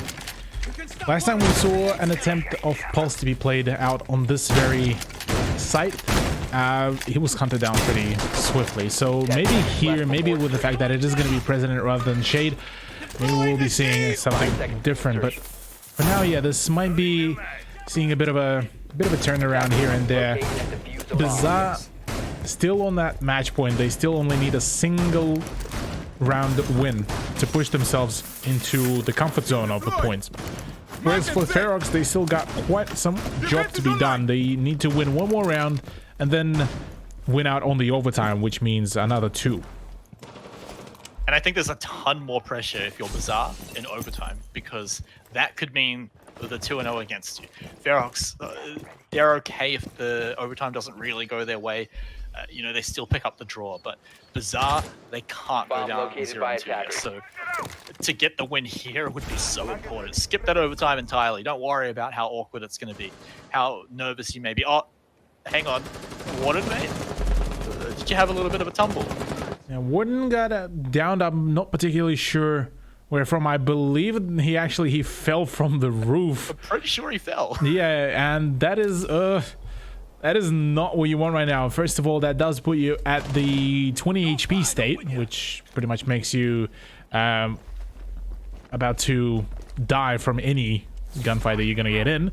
And two, well, you're about to, well, you will get downed pretty much. Sorry, you won't get down in your next gunfight. So yeah, this could be it for him for this very round. All right, well, we'll see if they manage to get it done here, as they are about to continue on in, but still just scouting out a little bit of information. But man, Warden falling off the roof, that really sets them back. It's not just the fact that he's on low health, it's all the time it took too. They have half a round to go. Well, they just managed to make a return here. BIZARR seeming to be falling all apart. Todd picks up a kill onto Ghoul as well. President is the one that fell as well. No more pulse plays. Once again, fully hunted down. And now Ferox are looking mighty good right now with their 2-man advantage. Yeah, if Todd can get his peek around the wall, that would be what he's looking for. And the plant's going down too. But it's going to be a surprise from AFX with the C4, pushing him down. Diffuser now sitting there. Shades is going to try and get the job done instead, but he's going to be sitting on the gas. Is it doing damage? It does indeed. Well, at least AFX is doing damage. Now we're at the 3v3. Warden's at low health. The Diffuser's in an awkward spot. Can they get it done? Ferox have to go for the Fireflies. They have to take out the win here. 20 seconds left. Gases are just about to run out. Now Warden still holding the line while covering Todd. But Todd, he's still getting the plant down. Warden getting that kill is great. And now BIZARR. This is the high pressure moment. Warden will not let anyone enter. Remember how much health he's got. That's what you get for falling off the roof. And now it's all up to Twent to go in, get this Diffuser out of there. Deptra's also fallen down. The 1v1. Can Todd bring us to overtime? Sorry, again, BB and Twent get it done. I didn't even see BB. 2v1, 20 seconds. This should be an easy push for them. Twent now looking to get the defuse done. Todd waiting for his moment to go in. He gets BB down. Is it gonna get defused? It is! And BIZARR will pick up round 12, skip overtime, and draw up the series. Draw up the series indeed. BIZARR. Absolutely nuts to go off, as they just able to claim their way. They claim one more point for themselves and push themselves even further on the match line. And wow, there is quite a lot to unpack in that last round. But I think a lot of it comes down to Warden falling off the roof. Imagine if he had a little more health in that last fight. He could have got the kill. He could have made it into a 2v1. He could have made it into at least a 1v1 at the end. But unfortunately, a few broken legs and half a round wasted is going to make that very hard. And so with that, evening up the score, I mean, BIZARR, super stoked with that. They can sit at the top of the leaderboard, at least for now, until any more rounds happen. But that is rough for Ferox, because now that is a second week where they've only got 1 point. Yeah, only a single point yet again. Yeah, for Ferox, this is definitely quite a disheartening performance here, given the fact that they were the ones that kind of going into the matchup and into, matter of fact, the whole season, and thinking that, well, this is where we're gonna be shining. This is where we could be making the play, but instead just couldn't really find themselves the closure. Now we do have the player interviews coming up, the fresh introduction to the streams as well, at least for the Tuesday program. We'll be getting both of the teams to really pitch in onto the whole situation. So we will be getting that on the way, as we're just preparing all of that. Firstly, we will be getting a player from BIZARR, that is BB, who will be giving us a rundown in just a few moments, as he will be joining us soon. But for now, Smite. Yes. This whole matchup was just absolutely nuts. Just how it ended up turning out. Yeah, we thought maybe it was just going to go all the way to Ferox after map 1. It felt pretty confident for them. Villa turns around and suddenly we're going back and forth, and BIZARR managing to pull ahead at certain points. Some of the rounds also real crazy. I mean, remember, about half an hour ago, we were looking at Bontes in most of the rounds, and that sometimes went really well. Sometimes, in fact, more times than that, it maybe didn't go so well. But And then we swapped sides and people were falling off the roof. People are getting C4 kills. And then that was map 1 where we got all the nade kills as well. Todd, I think, was the hero of that game. Oh, yeah. So I think if you're talking about an entertaining series over 2 maps, then this is definitely one. It even comes really close and you get a draw as well. Sure do. Now, we're just going to try to get our dear friend BB to come through as I'm just trying to get him going. BB, can you hear us at all, mate? Oh, he may have messed it up here, but here he is. May have messed it up a little bit. Yeah, there we go. What's going on? Not much. Fucking pretty stoked with that win, to be honest. Yeah, that was quite a comeback that you guys made a return. I mean, walk us through what happened in, like, how were the comms really going for the final round, especially in the post plant? Look, like, yeah, it gets a bit hectic, obviously, but like we always trust our teammates. Like, we're just comming as we normally would. It's just a normal round for us. Like, we're just treating that as a 0-0, and if we win it, we win the game. Like, for us, it's just, yeah, a normal round, and we keep the comms clean, make sure they're accurate, coordinate with the teammates. Did you guys know that Warden fell off the roof in the last round? I do now, but only recently. So yeah, in that moment, no. So we're just playing that like a normal 2v2. Right. I just tried to delay as much time as I could for Twent. That's essentially all I could do. Yeah, actually, run me through what happened on Clubhouse, because it felt like you guys had a pretty solid idea whenever you would kind of make the push initially, and all of a sudden, the first, like, maybe say minute and a half, you would trip up, but then all of a sudden you just go full on overdrive mode. Like, run me through that. Well, like, obviously we put a lot of prep into this because, you know, Ferox, they're a really good team, really prepared. They have like great setup. So like we had good prep for this game, but to be honest, some of our applications of that prep weren't as good as we wanted mid game. So our clubhouse especially, like, we could have done a lot better. And I think those situations were essentially us just getting to that point where we realized we had to make a play, and that was essentially where the last minute aggression came from, because we had an idea of what we wanted to do, but we just couldn't apply it like we wanted and like we prepped for. Right. And so during your prep, did anything come up during the game that wasn't in prep? Did they throw any surprises at you guys? Yeah. Look, like a team like Ferox, they're always going to throw surprises at you. So like if you're prepping for them, like you have to be ready for everything. So like we're not following by the books. Like we're just seeing how each round goes and trying to judge it round by round, integrating the prep that we have, but not being overconfident in knowing what they're going to do. All right. Well, once again, congratulations to you and the team for keeping your first place for now so far with the 4 points. And looking forward to see you guys perform further down the line in the season. Thanks, guys. And yeah, that is cool. So we do have one more attendee to come through. That is Sushi, I believe, as I am attempting to find him on the friends list. Yeah, let's get Sushi in here, Yeah, because he had some fun little plays going on too. That I'm definitely keen to hear about. Some of the flanks definitely were a lot of fun, and I'm keen to pick his brain a little bit about that, but also ask about just the team in general, right? Oh yeah. We saw Ferox do some pretty fun stuff on both maps, really. I want to find out exactly the secrets to Todd's workout regimen, how he manages to get his arms so good to get those grenades exactly on point. So hopefully we can get that out of him here. And it looks like he's going to be added to the call right now. So here he is. Sushi, mate, can you hear us? Yes. Hello. Well, so after that round, unfortunate to drop the map there, but you guys did manage to pick up the draw, which was feeling pretty good. So let's go all the way back to map number 1. Why did you guys make it look so easy?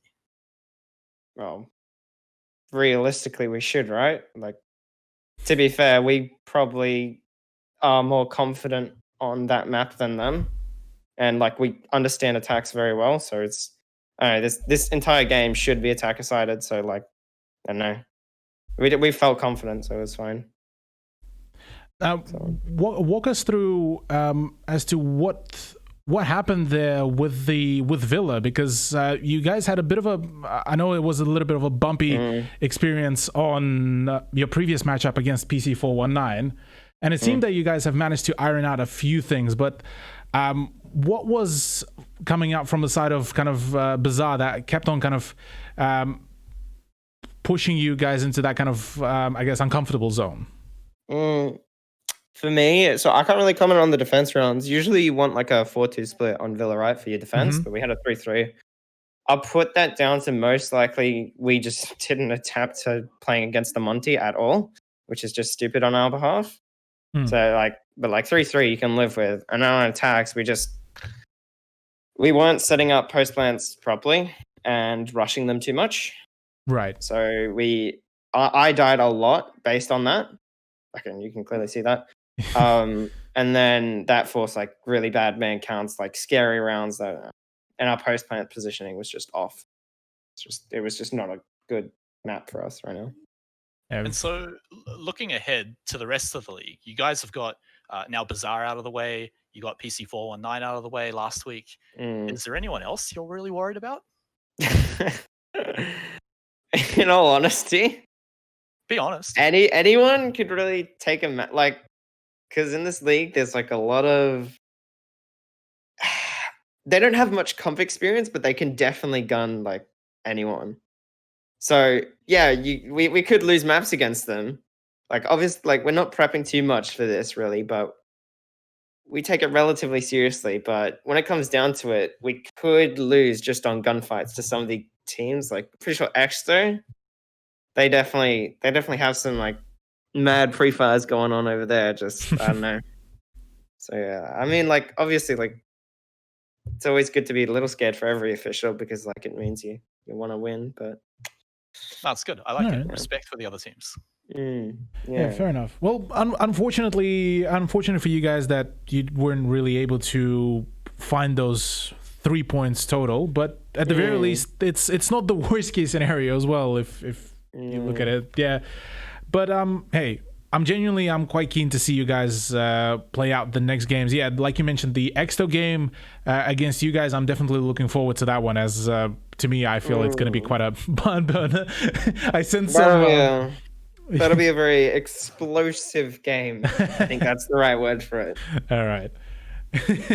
Yeah. Well, either way, I'm looking forward to it. But thank you for coming on, and best of luck in the preparations. All right. Cheers. Have a good one, you guys. Thank you, Epic Gamer. And yeah, that is Sushi. So quite some insights. Interestingly enough, that he mentioned that Ferox are not particularly putting too much prep into it, albeit that they're still taking it fairly seriously. So that might be a topic that could pop up further down the line as well into the season. What do you reckon, Smite? I mean, I'm definitely keen to see it. I said during the series that I think they've probably got most of the hardest teams out of the way. He did bring up Exto, which I think is probably going to be the next one that's going to be a real challenge. But I think he's certainly downplaying his team's ability to close out the series against the rest of the teams. I think it's quite humble, even if it maybe didn't sound so humble, that he thinks, yeah, some of the other teams can certainly take maps off them. And I agree. I think that can definitely happen. But if you're putting money on it, if you're a betting man, I'd say Ferox are looking stronger against every other team they're going to have to play against until they make it to the semifinals, if they make it to the semifinals. Yeah, that's going to be a pretty big if here as well. Yeah, that's a very, very valid point that, yeah, I'm quite curious to see how will it come through. But for now, ladies and gentlemen, we are going to be taking a short little break just to make sure that we get everything set up, everything prepped. So stay tuned. We will be back in just a few moments. And welcome back, everyone, to our second match of the night here on LPL Pro. We're coming at you with some more Rainbow Six Siege. We've got Skyfire versus PC419. So a bit more of the old top of the table versus one of the teams that managed to pick up a draw last week. So pretty much the same sort of story as we had in game number 1 here, Cthulhu. Yeah, this is definitely going to be yet another barn burner of a game. as yeah, we just witnessed essentially the team that was supposed to pretty much take the big dub here, which was Ferox. They ended up scoring a draw against the BIZARR. So for BIZARR, this means that they are going to be staying at the top of the leaderboard with 4 points now, and now it is the battle of pretty much once again Skyfire. This time it's versus PC419. PC419 has been pretty much a giant within the tier 2 scene of Rainbow Six in ANZ. Skyfire are the runners up, but so far on the leaderboard, they are the ones that are at the top of the leaderboard, as we're just about to transition right into the first map that is going to be Coastline. Yeah, Coastline, always a good one to get out here. Unfortunately, it's the middle of winter for us, so you don't get all that godly summer beach feels. But hey, look, Coastline's always fun, and we can at least pretend that we're living here on summer. This one's going to be PC419's pick, so they're clearly feeling pretty confident here over on Coastline. Why would that be, Cthulhu? Why would they be so confident here on this map? I mean, it's a fairly linear map. It's a pretty good one for the fragging, and well, we found that out pretty much in their previous matchup against Ferox, where PC419 were just absolutely scary with the C4s. So any vertical play onto the sites that could be coming through, it will be coming through by PC419. Blackbeard actually going to go ahead and get banned out here. It did show up last week. I'm trying to remember if that was from PC419 or not, but you know, so let me take a look for that. But yeah, he popped up for like one round, I think, where a team was just like, look, we need to win some gunfights, so put that big shield in front of your face, and that should do the job. But no one's going to be able to do that, at least in this map here on Coastline.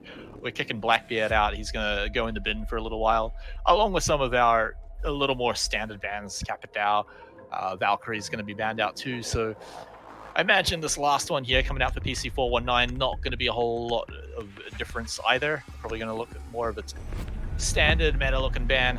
Of course, Mirror fits the bill exactly. Yeah, I do believe that this is actually one of the PC419 games that we just saw, that we saw last week, that saw us see the Blackbeard ban. So yeah, this is definitely one of the rather bans that PC419 prefer not to play against. And while they are going to be starting on defense, this could potentially give them the nice boost in the points from the get-go. Whereas for the side of Skyfire, well, they need to be doing quite a fair bit of fragging. Let's just say that. Yeah, I mean, this is, if we go back to what the results of the series means, it's a little different to the first one today, in the fact that if Skyfire can pick up the win, then they are at the top of the leaderboard. You know, no doubt about that.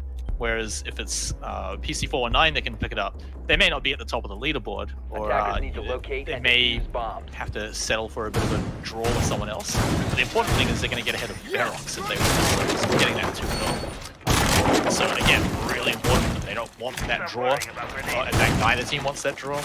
Both teams really want that 2-0, so they're going to be fighting pretty hard for it. First map is going to have so much value because of that momentum.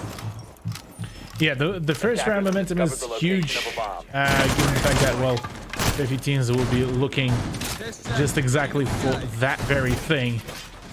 But yeah, I mean, for now, PC419 looking like they actually expanding quite a fair bit, and another thing that we forgot to really touch up on is the fact that they are starting out on the Blue Bar and Sunrise comparative to, say, Hookah Lounge or Kitchen. So that's another one of the oddities that could potentially throw the Skyfire offense off guard maybe a little bit. Yeah, and we saw actually a few surprises, a few interesting things in the previous series, and sometimes they work, sometimes they didn't. So PC419 throwing this one out here for the very first round. Maybe that's the little bit of spice they need to pick up a nice easy first round. Remember, the very first round that we saw tonight, it was a completely flawless round. So maybe we see that again, and maybe it starts here with Secrets picked up a kill right on the entry. Fantastic beginning, and that is actually on Sajin, the big fragger, the big spooky fragger of PC419, completely taken out of the game. Solid initial beginning, and that is also the full control of the bar and the hooker lounge, but there are some vertical holes being held by the defense, so might be a few cheeky plays here and there to come through. Yeah, but I mean, look, they're making plenty of progress, not really losing any position at all. PC419 being pushed back bit by bit. Skyfire haven't really lost any health either. They've got the numbers advantage. This is great for a first start on the round. They're going to get the position above, make sure they can shoot through the floor. They're even going to just go ahead and breach it so that they've got plenty of shots. In fact, just double it up. Why not? Yeah, just use up all of your breaching charges, just open up all of the floor to get all of the sidelines going for yourself. And this is a solid idea really to go with. Archie also to start opening things up on the opposite side of the site. Should be allowing some more sightlines and a planting spot as well for his teammates. So this is where SKF could really go in for the push. And Shaq, who's also going to be playing as a stand-in, I believe, or a sub for PC419, will now be playing from Sunrise, and will be trying to send in some of these smoke grenades, but he won't, as Sequence does manage to find him off with his pants down. And dare I say it, but Skyfire feel like they're on fire here, as they're just shutting down any attempt. Even Vlad here gets knocked on his bum by the air jab, and it's followed up by even more kills onto his team. We're looking at another round one, flawless round here. Archie now going for the plant. It's unfortunately all down to a 1v5, and those usually don't happen. So Skyfire, flawless round on round one. We talk about momentum. Well, that's one way to start. Oh, sure is. And so far, actually, both of the matchups started off with some fantastic first rounds, really. We saw some great fragging to come through from Ferox, from BIZARR as well. But this time it is time for Skyfire's fire to burn. Yeah, and not even down to the frags either. It was the breaches, the positioning. They were all executing on their plan, every one of them, and it all worked out flawlessly. It was like PC419 kind of weren't even there to stop them at all. So it feels like Skyfire should be able to take that momentum and maybe just snowball this into a complete stop. Imagine if they come in here and just destroy PC419. Because we talk about 2-0 being really important, but they can continue rounds like that and just really dominate them here over on Coastline, then imagine what they look like compared to another frontrunner, Ferox. Yeah, if struggled a bit more against PC4. Yeah, if the domination will be ensued here by Skyfire, I would not be surprised if we will be seeing them continue their domination and push through on the top positions, and maybe we will be seeing some of the rather unexpected winners of the season as well further down the line in the season, but that's all still quite a far-fetched idea to toy with, at least for the time being. Now though, second week is definitely looking like it's the week of the, well, statistically underdogs. Technically, there's a whole lot of technicalities when it goes into that saying, but here for Skyfire and BIZARR, oh, the land is ripe for the taking.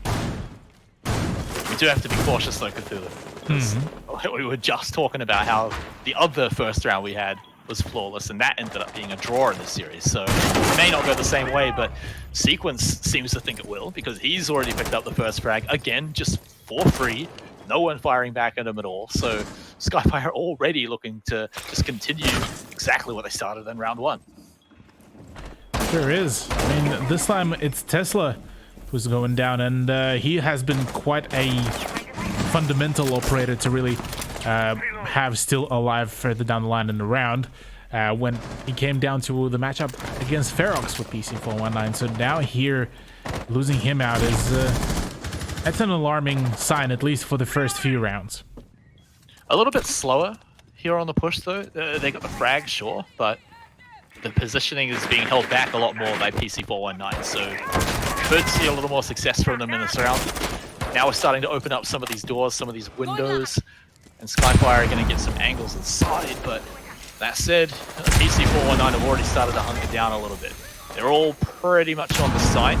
Just got, I believe it's, well, not Sage. He's just getting that kill onto Sequence to even it up, but hang on, hold that thought.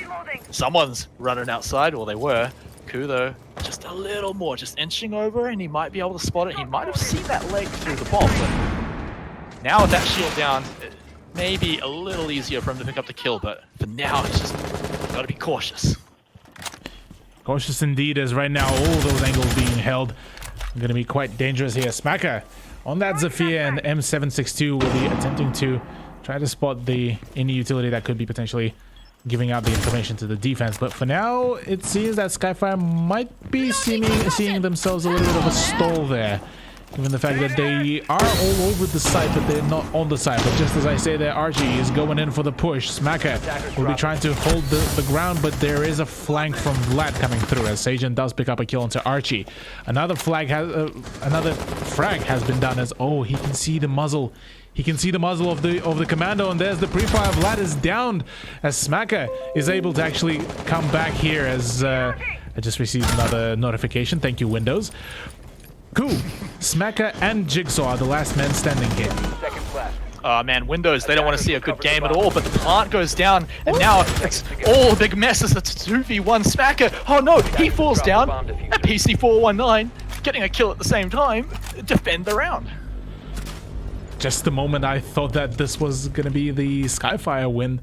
No, instead, PC419, like you said, just seeming to find their momentum back on and keep themselves running here.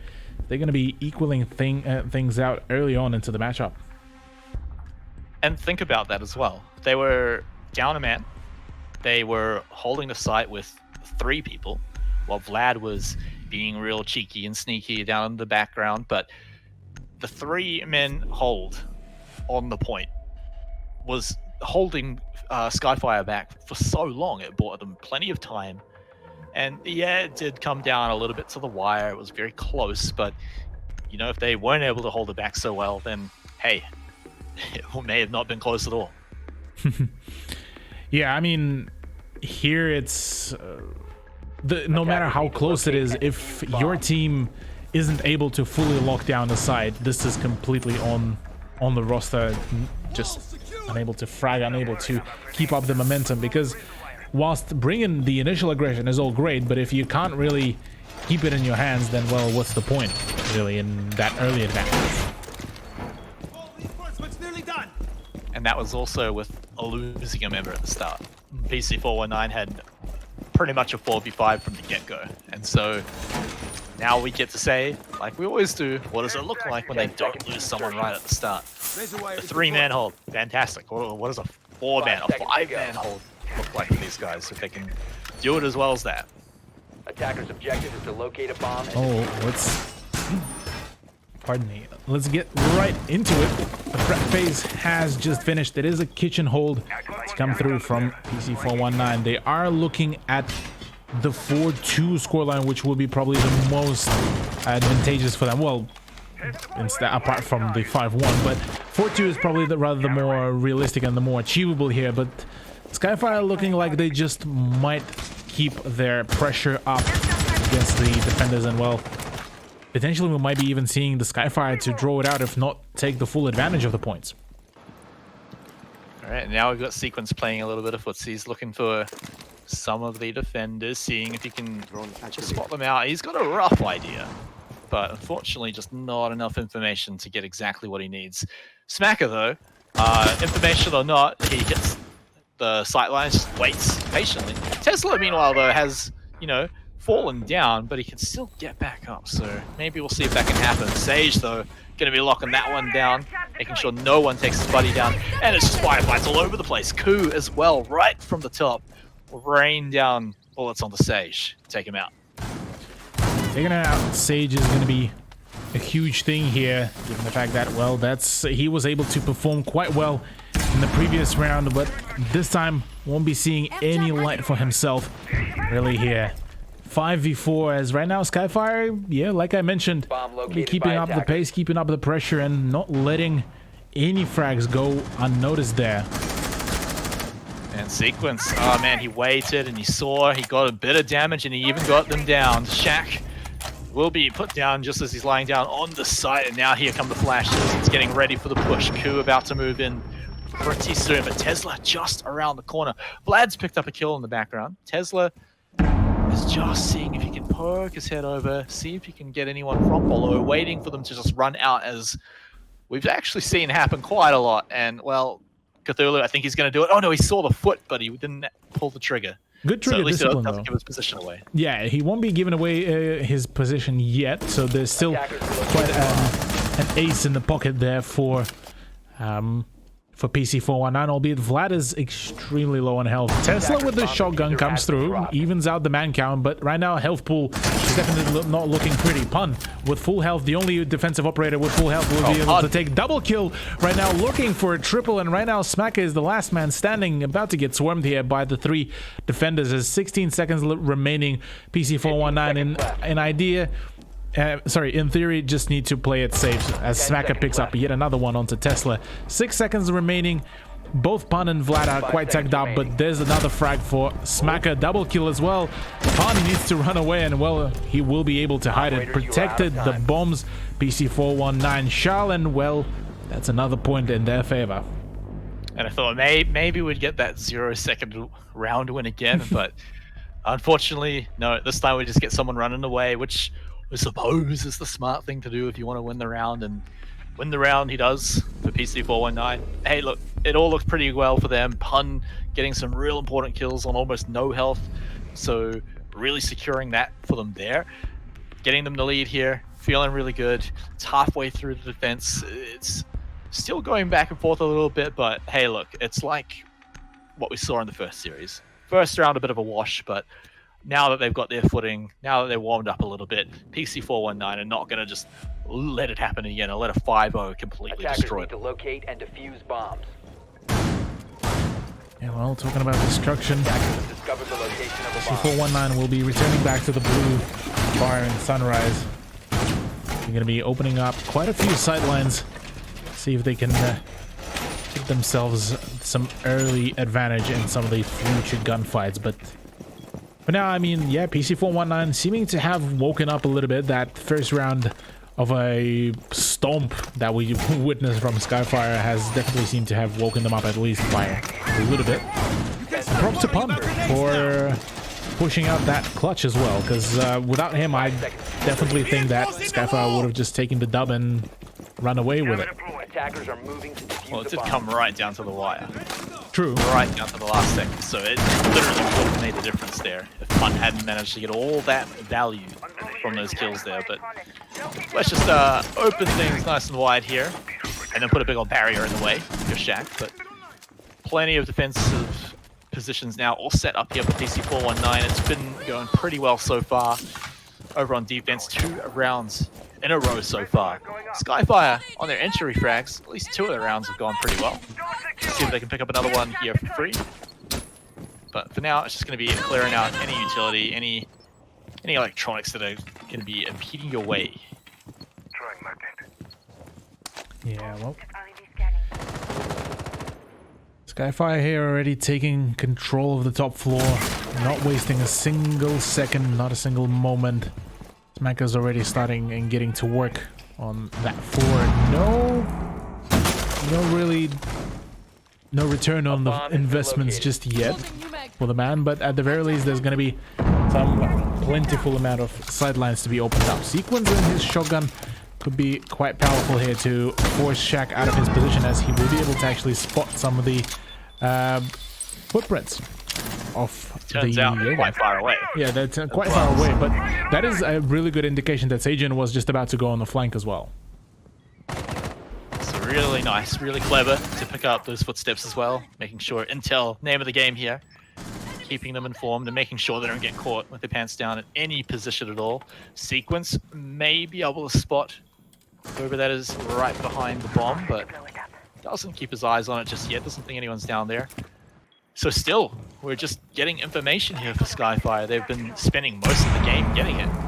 Smacker just inching forward. He has to be incredibly careful here. One stray shot, he can't run away. But taking some pot shots of his own. He knows someone's down there, but Tesla should know someone's up there. Maybe he can return the fire, maybe he can pick up a kill, but it's going to be Jigsaw to open it up. Getting rid of Blatty. Does anyone else follow? Yes, they do. Going to take out Tesla. 2 down already for the defenders. It looks like Skyfire evening it up, maybe. Jigsaw just on the other side. Oh, Just man. on the other side. They're Oh, inching man. through. He sees the muzzle. There it is. The G8 will end up losing because of its own length. And well, Sequence will be losing his life as well. Shaq, fantastic SMG-11 play, but will be falling down. All down to Sajin as he will try to salvage this round, but he won't be able to do that very thing. Kubrian, once again, making a return, making a play, and well, Skyfire are back into a draw against PC419. And this one is definitely a lot more close than what we were maybe expecting, especially after the first round. It definitely feels like it was just a little bit of a wash, a little bit of a fluke. Definitely a great way to open it up, get that first point, but we're back to normal here, Cthulhu. We're back to just normal rounds where it does come down to the wire, and these matches are really close. So I expect this one to go the distance here. Potentially some of our first overtimes, maybe even on both maps. It could be a long one. I hope you're not tired. Not at all, Smite. Got the full energy rolling through me for this matchup, as it seems to be just an absolute frags left, right, and center. Almost actually reminds me of at this point of a Rainbow Six Siege adaptation of the John Woo films. It's just action non-stop. That's all you need, right? That's what makes a good movie. And Yes. to be honest, it's what makes a good esport as well. Sure is. Well, here's an interesting statistic so far for you. All right, hit me with it. Skyfire so far was able to win only on Blue Bar and Sunrise. Both other And I sites. thought you were going to give me a cool action movie fact or something. Oh but no, not at all. No. I guess that's still pretty interesting. So, Yeah. well, they'll see if they can do it again here. They're picking it up again. Skyfire have had some pretty good success. So 5 seconds left. the last round, giving them a little bit of that momentum there.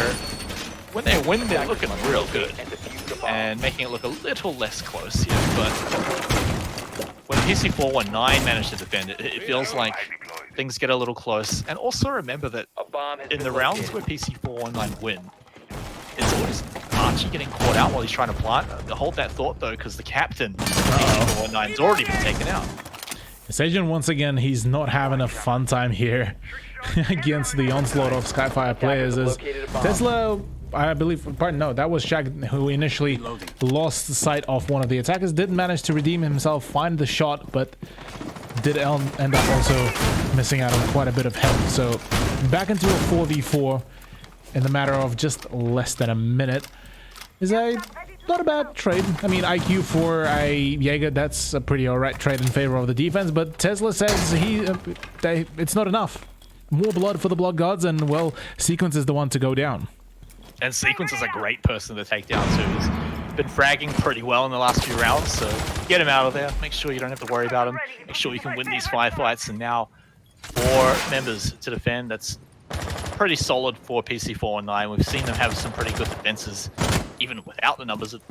Even without the numbers advantage. So feeling pretty good here. Can they make a way in? I mean, look at all the annoying things they've got to get through. The barbed wire. Now they can get onto the site though. However, we can see Tesla and Shaq. They've got their eyes on the prize. Eyes on the window too. Smacker's seeing if he can get a shot in, but I feel like we might see someone do a little bit of a run out here, Cthulhu. Yeah, I feel like run out could come through, at the very least the peek through the broken window could be happening here. Tesla, yeah, he could be in such a powerful position. He could find Smacker here as well, but Smacker is actually full aware that there might be a peek out, so he's got his whole attention straight to that, as the Zoff player will be able to read into that position of Tesla. And the mute player will promptly fall back from that window, at least for the time being, as the plant is still yet to go down. 48 seconds remaining, so for Skyfire, there's still plenty of ways about it, as Smack is now out on the manhunt, interestingly enough. Yeah, well, he's definitely going to have to make it feel pretty successful. Smacker, he smelled something was up. and just rips Tesla apart right through the wall. That's the numbers advantage they wanted to even up. Now they've even got the hit point advantage, although time is running out. Smacker needs to get it done. He's already under fire. He has to win this firefight. Archie once more has to go for the plant, but he's got no health left and he's down on the site. That is an awful position. However, they can manage to get the plant. Are they going to go for the resurrect as well? Shaq has already taken out Ku. And I feel like Smacker, he's got to run his little heart out, and no one can run that fast. Smacker right now, unfortunately, won't be able to claim any more clutches or any last-second frags, but hey, for PC419, it's yet another round that has been ran down on the timer rather than frags, which is nowadays quite unusual, but the 20-second meta is still there. It's still out and about. But it's slowly kind of starting to drain out. I do feel that the moment we're going to be getting Ace and Melusi into the play, we might be seeing a slight change to that, but we'll have to wait for that about another 3 months or so before we'll get to see both of them come in light. But for now, Blue Bar and Sunrise, the return for PC419 back for the final round, which has been so far the most unsuccessful site that they have held so far. But it's popular. They like it. They wouldn't pick it if they didn't like it. Maybe they're like hanging out down here. Maybe they just want to hit up the bar a little bit. Maybe have a little bit of fun here on the final round here on round 6. They want to get that 4-2 scoreline.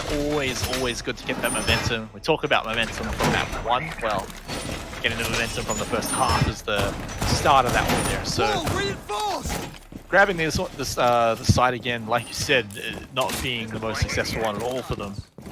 But those ones were close. So it's not like it's impossible for them. It's not like it was a complete wash against them. Except for Alpha. That was a bit of a wash. Yeah. Just a little bit, though. Yeah, it couldn't really have been more of a wash, could it? Attackers are moving to defuse a bomb. Yeah, you're right on that one. I don't think they took any damage at all either. Maybe a little bit. Just partially. Either way, to get back into the game at hand, and 6. PC419 is so far leading.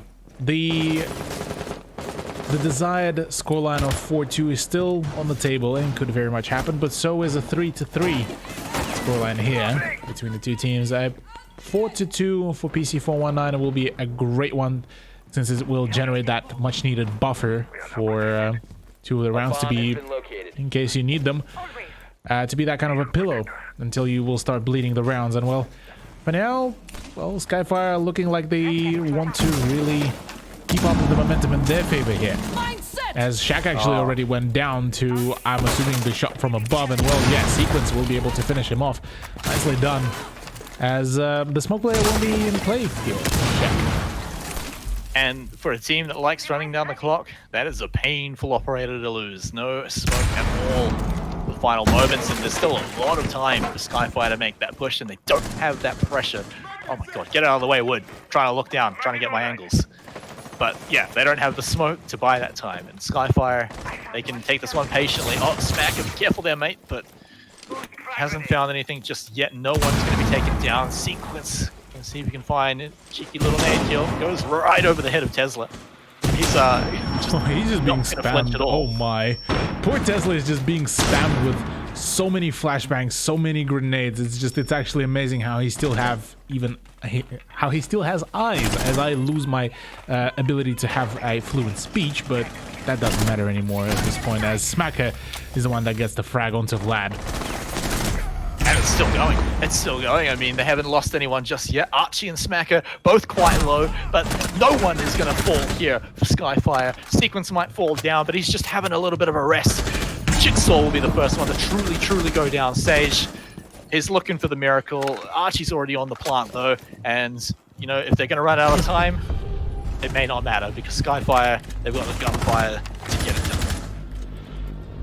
Sure do. A 3-3 scoreline for their offense is a solid beginning. Once again, it's Kubrian that is the one who is closing the rounds down, and well, Skyfire is certainly looking all completely prepared, whereas for PC419, it seems that firstly, playing with a sub that is Shaq, even though that he used to be, I believe, play on the Mindfreak roster, doesn't seem to be really gelling really well, and so this is where it's really hurting right now, the PC419 lineup.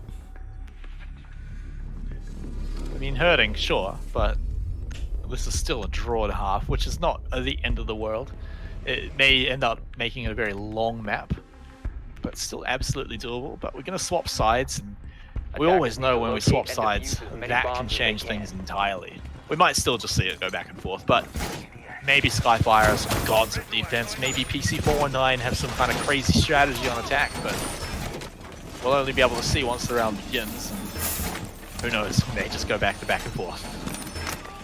Yeah, back and forth could still very much happen. I mean, so far, PC419 were the ones to have the 2-round streak going for themselves, but apart from that, yeah, it was as back and forth as it can get, really.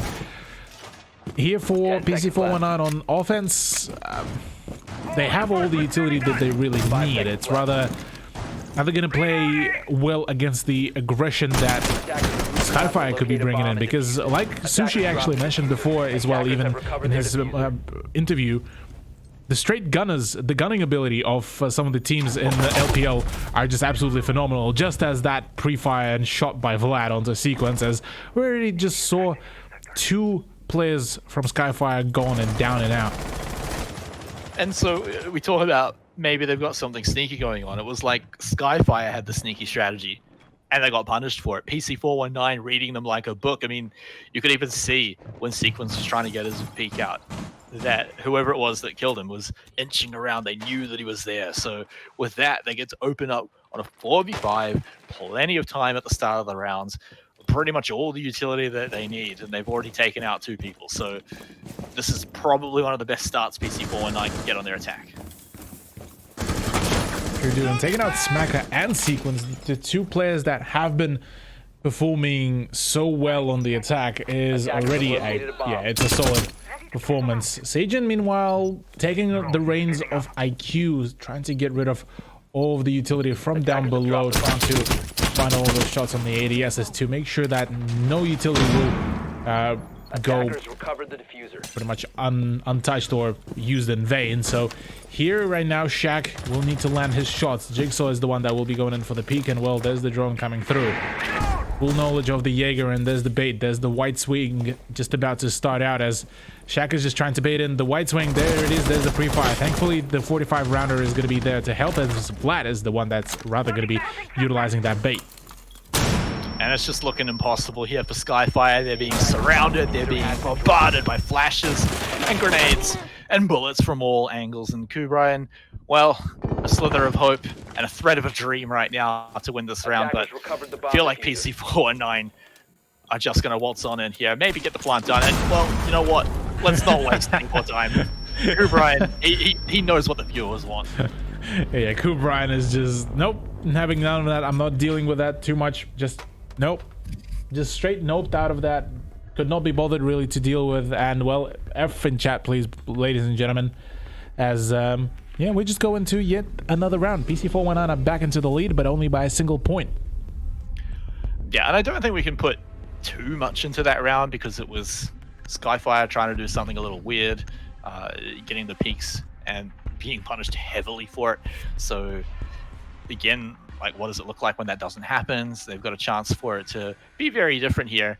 And speaking of very different, if this one does stay around here, that Vigil pick could be real interesting. I wonder, yeah, it's gonna be locked on in there. So how is this gonna change everything up here? I mean, why would you bring a Vigil in here after a round like that? Well, a Vigil here could just be meaning that Smacker just doesn't want to really deal with any more of the drones, really. The drones have been pretty much the bane of his existence for quite a long time, and seeing as well, PC419 are not planning to stop anytime soon, well, this is going to be one of the attempts at such solution. ATS deployed and ready to go. And Smacker has been on a bit of a tear as well, but we've called him out for being one of the top fraggers on the team right now. 10 seconds to go. Yeah, he's sitting there on 9 at the moment.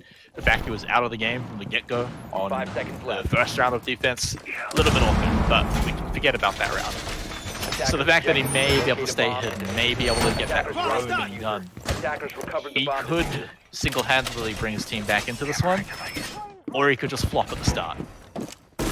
Yeah, it's very much still albeit that the top-down roam is something that a fair few Vigil players, and well, just in general, teams that do prefer to hold kitchen do really want to get going. So here, I'm not excluding the fact that Smacker might just be going on a tear here, as Bomb located by playing attackers. from the theater is definitely going to make it a whole lot more easier. It's definitely pretty close to some of PC419 though, so he may have to be a little careful, lest he gets caught out before he can really get any value out of the Vigil. But for now though, it looks like PC419 will be allowed inside of the building, at least a few of them. It's going to be Sage just clearing out most of the electronics. Definitely one of the better roles for the captain of the team, especially if you're a shot caller. Ah, look what he sees. Someone carrying something around downstairs. He may have a pretty good idea of what's going on, and now look at this, he even gets to hold the angle against Shaq too. So Sage in a pretty good spot here, but he will have to make a push pretty quickly, and actually has two things to worry about now: downstairs and across the hall. Across the hall, indeed. I believe that is one of the defenders as well. I think that's the Jaeger right now playing in the hallway, and right now the pressure needs to come through. The pincer from the window and from the luggage needs to start coming through, as Sagen is the one that starts applying the pressure onto the Vigil as well. Does know where the position exactly, but the pre-fire just doesn't work. The K1A is just better, and now it's down to the Vlad and Shaq as well. But Shaq does manage to find a shot at the Jigsaw. Now one more remaining. Smacker is still there, I believe. No, yeah, he's still there. He's still in the theater. Will be caught out with his pants down by Vlad, and now it is a 3 versus 4. Yeah, real rough spot for Smacker to be picked off there. Pretty annoying for them, but they do still get to hang out over on the site. There's still 40 seconds to go. Luckily, PC419 can open things up here. Oh, hang on. The C4 through the floor. You gave it away with the big old hammer there, mate. Kubrian will pick that one off on the pulse. So now things are looking a little more doable here. Skyfire, 3 people to defend. Shaq and Pun. With only 25 seconds to go. You've got to protect Pun, but let's see what Shaq can find here. Oh, he gets one, and it's on to Kubrian. 2v2 right now, but out comes the gas. Out 15 comes seconds left. the time delaying gas bombs. Pun has to run through them, and so does Shaq at some point. With only 5 seconds to go, we got to get that diffuser down, Cthulhu. Pun, you got to go in now. 1 second. Can he start it? He does start it. It's going to happen. But are they just going to rush around? Of course they are. Skyfire defend the round. Operators, you are out of time. Skyfire just once again able to drain all that time and just completely force PC419 into that uncomfortable zone is exactly what they've needed here. Albeit that now it's back to a 4-4. Skyfire need another round for themselves to get the momentum back into their favor, into their hands. But until then, it's still going to be staying at a draw between the two teams. It's just going to be trading blows left, right, and center. And as we get closer to the match point, Cthulhu, we got to remember that Skyfire are okay if this goes to a draw. That means if they win this round, if they win this map, then they're okay with it. Obviously, they'd love the 2-0, but it's all right. However, PC419, kind of similar to what we saw from Ferox, they do not want to get this draw. Attackers They need want to to get that locate and 2-0. defuse So as many picking, bombs as they can. picking up the first map win, that feels good, but the job's not done. And so if they drop the map here, though, that's where it feels like the job is just already failed. You can go in there and get the consolation prize of 1 point, but you know, you still have already basically dropped the ball. So as we get closer to that match point, pressure is going to be a little more mounted towards PC419's side. 10 seconds Deploying remaining. ADS! PC419 here to be looking a little bit dire. 5 seconds to go. The fact that they've had the pretty bumpy road Locate a bomb when and they've defuse played it. against the Ferox last time, and well, it was even back then a bit of a trade back and forth. Unville, the coastline is seeming to be like a bit of a slugfest for them. can't seem to find the right momentum, can't seem to find the right gunfights, and well, timing on the pushes is just not really working out quite well for what it's worth. And right now, even given the fact that it's not even the usual 5-core setup, this is also quite hurting right now, PC419. That's true, but how good would it feel to win here with that not even the full core roster? Smacker is going to be pushed away from his position. He thought he could get a little kill on the entry, but unfortunately they're a little too wise to let that happen.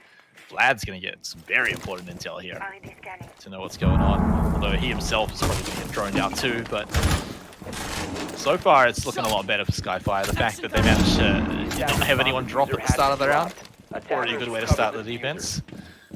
That's feeling pretty good, but same for PC419. Is they're making their progress, they're getting the information here. This drone may... Oh, he's just going to sneak around the barbed wire, no problem. But what can he see?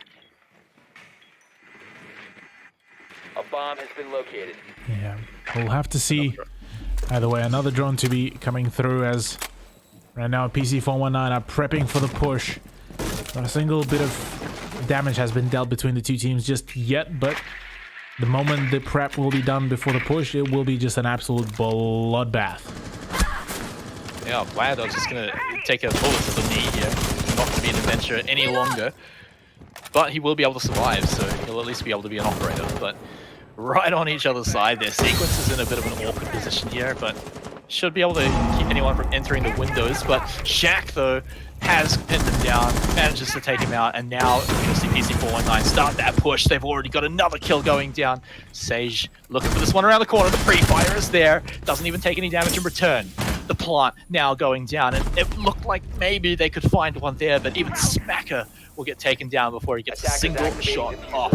Jigsaw, it's never going to happen. Flawless round to PC419. Just like that, the moment I started saying that maybe PC419 are slowing down, having a bit of a slugfest, they just come out with just an absolute fire over the round and just, yeah, get the frags, get the momentum for themselves going. They're only 1 point away from granting themselves the match point and only 2 points away from granting the win on the map. For Skyfire here, they not that far away. So far, the overall trend has been pretty much dictating the trade of the round. So here we will be expecting blue bar to be won, as it was won by Skyfire. But interestingly enough, it wasn't really played a whole lot. Not a whole lot yet, but at least we get it here in this round. So PC419, they're pretty close. You know, they're feeling confident here, especially after that last one. It's almost exactly like what happened in our previous series, right? We saw Ferox, I think it was actually it was BIZARR. They got really close to match point. They got to the same stage here where they were on 5 wins, and it was just after a steamroll, just after a flawless round, just like that. And that puts you in just a great position with the momentum, with the morale, and you can take out this round here. Maybe it's not going to be a flawless round, but you should be able to take it out rolling off of that one to get onto match point, and then again put the pressure on. But remember, there's more pressure if Skyfire is the one to get match point first. So it's not going to be as bad for them. Still pressure, just not as bad. Yeah, the mental game is certainly going to be coming through quite quickly, especially at this scoreline on map number 1 out of all the things. I would have imagined it was map number 2, but no. Here it's going to be looking quite tense for PC419. They want to get that advantage. They want to score themselves those 3 points, because otherwise they're going to be potentially seeing themselves in a similar position as their previous competitors, Team Ferox, who are now currently sitting on only 2 points. But again, in a similar position, it's like they're getting rid of one of the harder teams through the first round. In fact, the first 2 rounds, because their other opponents, Ferox, quite hard. But still, though, they do need to get this first one done and dusted. They're not too far away from it, so they may be able to get it done. But we need to just finish out this last few rounds here right now. But if it's anything like this previous one, then it should be looking pretty good. Tesla's already inside, and he's already going to be able to start bashing up any kind of wall, any kind of floor. to see if he can find any angles on his opponents, on Skyfire. Just remember, Skyfire being caught out Attackers recovered the seems to have diffuser. been the downfall in a lot of these rounds. Just random entry frags, losing them the rounds. That spans for both of the sides. Just the random entry frag from both teams has been absolutely bane of each one another's existence, really, you gotta say. As we saw some really random entry frags from Skyfire, some really odd entry frags from PC419, so I certainly think that we might just be seeing just a completely kind of 50-50 kind of coin toss of a round ending. But just as I say that, it's Sajin that will be kicking things off in the courtyard, trying to find the frag, as Vlad also doubles up on that. Yeah, Vlad in an awkward position, but Sequence was the kill you wanted to start it off with. However, Skyfire will not go down without a fight. However, they're now going to swap sides as the diffuser's planted. They've got to go in and get rid of it. Sage is going to try his best, but he's already been taken out. Shaq, I think he can maybe try and get it done, but he's not really in the best position at the moment, just outside the window. And there it is, Skyfire cleaning that one up. We're at 5 apiece here. This could go all the way to overtime. I wouldn't be surprised. But at this point, it is Disable the bomb diffuser. nearly edged into the fact that between these two teams, it is going to be an overtime. And funnily enough, what I am going to say is that I'm definitely expecting an overtime to come through on the second map if it comes to that, because I know for a fact Skyfire are not going to back up anytime soon. For PC419, they want at least 1 point to keep themselves up and running and competitive, because if not that, then well, things might be looking a little bit tough for PC419 further down the bracket. So we'll have to start talking about that once we finish this round, because this one's going to be real important. This one is going to put the pressure on the other team so hard, especially if it's Skyfire to pick up the win. And that may look likely after they came back from that round. It was looking like a bit of a disaster. They already lost 2 people. I mean, the Sequence was, again, one of their top fraggers. He was taken out really early. But then kind of out of nowhere, I think it was Kubrian and Smacker just evened it up entirely. They got those 2 kills for free. That was what exactly evened up the numbers. That's the position they wanted to be in. And then, of course, bringing it down to make sure that they could defend it pretty easily. Once you've got the even numbers, it's not too hard to lock that one down. And so they'll be pretty stoked with that one. If they can just do that again, imagine if they don't lose Sequence at the start. Imagine if Kubrian finds an easy C4 kill. If he finds someone, remember Sage has been playing IQ quite a lot. He's still on it, so Kubrian's going to have to be a little careful to not be spotted out. But it's going to be a little game of hide and seek, except both players are hiding and seeking. Yeah, that's probably the best way to really describe it here. And to touch up on the point that you've mentioned before about Skyfire just keeping all of their roster up and running, this could be huge if worked out pretty well. Jigsaw will be getting himself a rotation hole, which could be quite huge, whereas PC419 are just going to be taking it a little bit slower, just making sure that they're going to draw out each and every bit of it. PC419 really don't want to screw this round up. It's so important for them to hold on to it. Going into overtime is going to be so annoying. But Tesla's going to start things off, starting to fire through the window, but hasn't found anyone just yet. And not even sure who he's trying to find. So just going to be looking to... Oh, here we go. Here we go. It's Kubrian on that pulse. He sees 2. That's a really good amount of information right now. It's all being told to his team, all being relayed right now. Exactly what Skyfire wanted this round. Sure is. Skyfire, right now they will need to make sure that things are going to be going in their favor. Kubrian getting himself quite a fair bit of the information, but the sledge from above will potentially could be going down. Yes, he will. Fantastic throw of a C4 by Sequences. That is Tesla gone off the board, and now in the 3v5, just like that, it is now time for Skyfire to get some revenge. But hold that thought for a second. Vlad is there to keep on fragging. And he's got Smacker as well. Hang on though, because Sage, I believe, has just found out where Kubrian is. He's tracking him down. So now the tables have turned. It's all the information now for PC419. They've spotted out Kubrian, but that's all they've spotted out for now. They've only got a minute as well, and only 3 members to get the job done. And information can only take you so far. Shoot him in the hand, mate. Shaq gets him, shoots his hand right off, shoots him in the knee to finish the job as well. That's the even up that they need. And it's Kubrian as well, so Pulse will not be telling everyone where everyone is. I'll fix you up. Yeah, Vlad will be picked back right up as he will be allowed to continue to play out in this round, as this is the final attempt for whichever team that gets this round will be getting themselves the match point. After that, granting at the very least the overtime. 3 versus 3. Health advantage is in favor of Skyfire here, but we saw a fair few times when PC419 were able to come back from a health deficit. The shotgun of sequence is ready here. They know about the positioning here, but oh no! Shaq is the one that is actually able to get the frag. Gas grenade to come through to see if it can finish him off. In a 1v2 position, 1 second remaining, nothing can be done here. Sajin will not be able to clutch this out and the round for PC419, and well, Skyfire is the one to claim it now. Okay, here we go. Because Skyfire, if they win this round, they are stoked. You know, they've already got most of the job done. Sure, they'd love to get the 2-0, but a draw is good enough to send them up the leaderboard, just enough to at least be even up with BIZARR. It really is painful for PC419 if they do not win this round here. They'll be sitting down with Barox, they'll be evened up, still sitting around the same level as a team that's already shown that they're going to be quite tough to beat against them. So that's going to be a problem. But they also miss out on the chance to just shoot up the ladder as well, prove that they're going to be one of the tougher teams too. And yeah, they can get the draw too, but it also puts in the risk of getting 2-0'd. And that would be a disaster.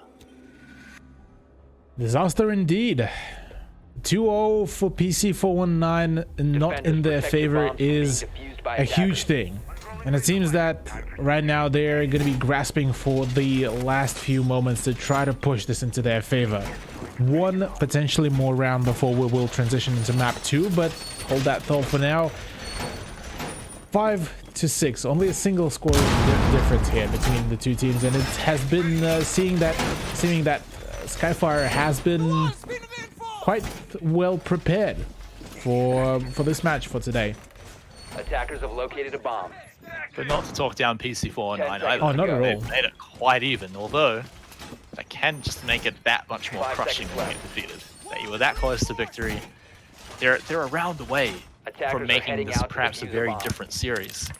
Although, let's see how this round goes. PC419 breaking into overtime could flip the entire script on its head, even if they do have a bit more pressure in overtime.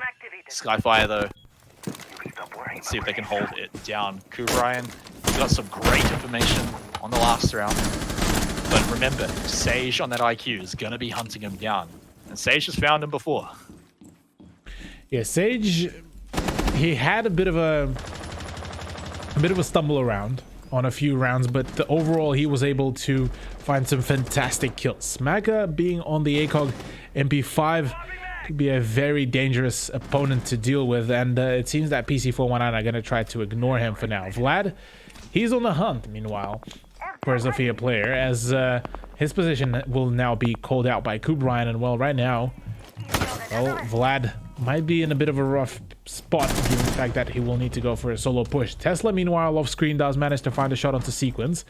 And right now, Smacker, the other French operator that is the only one alive now from the duo, will be forced to just kind of hold the fort down. Instead, it's going to be Kubrian to try to go in for the peak. A little bit of a risky move, but for now, it's pretty much an all map-wide roam here by Skyfire.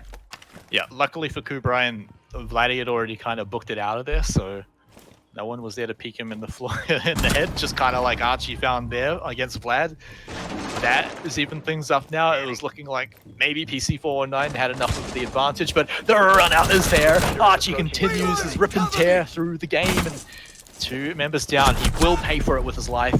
Tesla's going to knock that one down. And you know what? Let's just keep it even up again. Even up indeed. The only thing is here, Jigsaw has a really powerful position, completely unknown to Sajin as well. That is going to be a huge one. Kubrian and Smacker have a very safe spot there in the theater, and right now the remainder of PC419 roster will be trying to play off that double window and the VIP entrance into the penthouse. So this is where the play could be made. Jigsaw is the man that will potentially be able to turn things around here if he does manage to get 2 frags here. There's a jump in, there's one.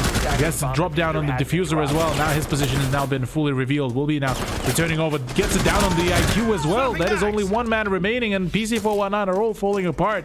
Tesla is the last man standing and needs to clutch this out if he wants to get his team up and running for just a 1 more set of rounds. But for now, it's looking completely impossible. 15 seconds to go. He needs to make his way over to the side, over through the 3 players. And well, this is not happening. Skyfire is the one that is winning the map number 1. Oh, cool, Brian. He's stoked about it too as well. You can tell he's having a lot of fun. Look at him just bobbing up and down there. 7-5, a close score line, but the match point proving a little bit too much pressure at the end there. Skyfire managing to pick up map number 1 here on Coastline. And I talked about it almost endlessly, maybe even too much, but these guys can be stoked with this already, and it's only got the potential to get better, right? They can walk away with a draw, all right, that's fine. But a 2-0 would be fantastic. Now, PC419 is sitting there panicking like, oh no, our scoreline's already not really going to be good after this. And imagine if we get 2-0'd. So they've got to stay strong and not let it get to them and just regather themselves here as we move over onto the second map here, which is going to be Clubhouse, which is Skyfire's pick as well. Yeah, I was just about to actually mention it, that this is an alarming thought. The fact that this is Skyfire's map pick. They just won on PC419's map pick. And yeah, this is not looking quite well, as right now we're just waiting and prepping for Clubhouse. For now, it's just, yeah, Clubhouse could potentially go into the favor of SKF, but we will be waiting for just for a few players to ready up. For now, though, ladies and gentlemen, we are going to be getting a short 5-minute break. Don't go too far away, as we will be back in just a few minutes. We told you guys it wasn't going to be long. It was only just going to be a short break, and the players are all in the lobby, and we even waited until the map started to come back in, so no disappointment for anyone. We're getting right into the action. So Clubhouse, Skyfire versus PC419. Cthulhu, we've already talked about what this means in the series for both of these teams, so I think we just got to get right now into the nitty and gritty of it. What kind of map is Clubhouse going to bring to this one? Why would Skyfire pick it as their map? Are they going to steamroll PC419 here? Look, honestly, I mean, I'm not particularly sure whether it will be a steamroll, given that this is a much more knowledgeable map for both teams. The only probably scary thing that I would be thinking about right now for PC419 is the fact that so far Skyfire were really aggressive on their frags. They were always the ones that are pushing for that very quick momentum, whereas PC419 tried to slow it down on a fair few occasions and ended up failing to do so. So here they might be able to make a return, but this is Skyfire's turf. This is where the currently attacking team has decided to go for, and well, it is not going to be working out. Well, it could be working out quite well for Skyfire, but it also could work out for PC419. Last time they had such close series, we ended up seeing a 7-3 scoreline against them. So maybe there's a burnout and a tilt factor. Maybe they gonna get the kick at the back, just which is exactly what they've needed, but we'll see. They have had a good little amount of time now, just with the tech issues we've had. There actually has been a bit of time for them to get a bit of a breath, recollect themselves, and make sure that map 1 is just, it's in the past. Like, it's already happened now. So PC419 have had that opportunity now to not let it get to them mentally. They can recover from it, and they're a team that's been in positions like this before, right? They're not going to be a stranger to this feeling. So as an experienced team, they should be able to handle the pressure here. Just come in here, get the job done, make it a draw, which is going to be the best result that they can get. So let's get on in here into a map number 2 of our second series of the day, and Defenders, is of protect your course bombs. all thanks to our best buddies of Vodafone who are supporting this league, and they're making it happen. So Skyfire and PC419, you guys better make it a good one for those guys at Vodafone. And the viewers. And the viewers as well. Yeah, it's a good viewing experience for all of us. Massive thanks to Vodafone once again. We're here talking about the massive plays and explosive ones. We are looking at the lineup of the attackers. Ooh, they're looking like they're just gonna bring in the heat. Kubrian on Zofia, Jigsaw on Ash, Archie and Smacker on Thermite and Hibana, the dual Heart Breach combo, and then Sequence to top it all off with the Nomad.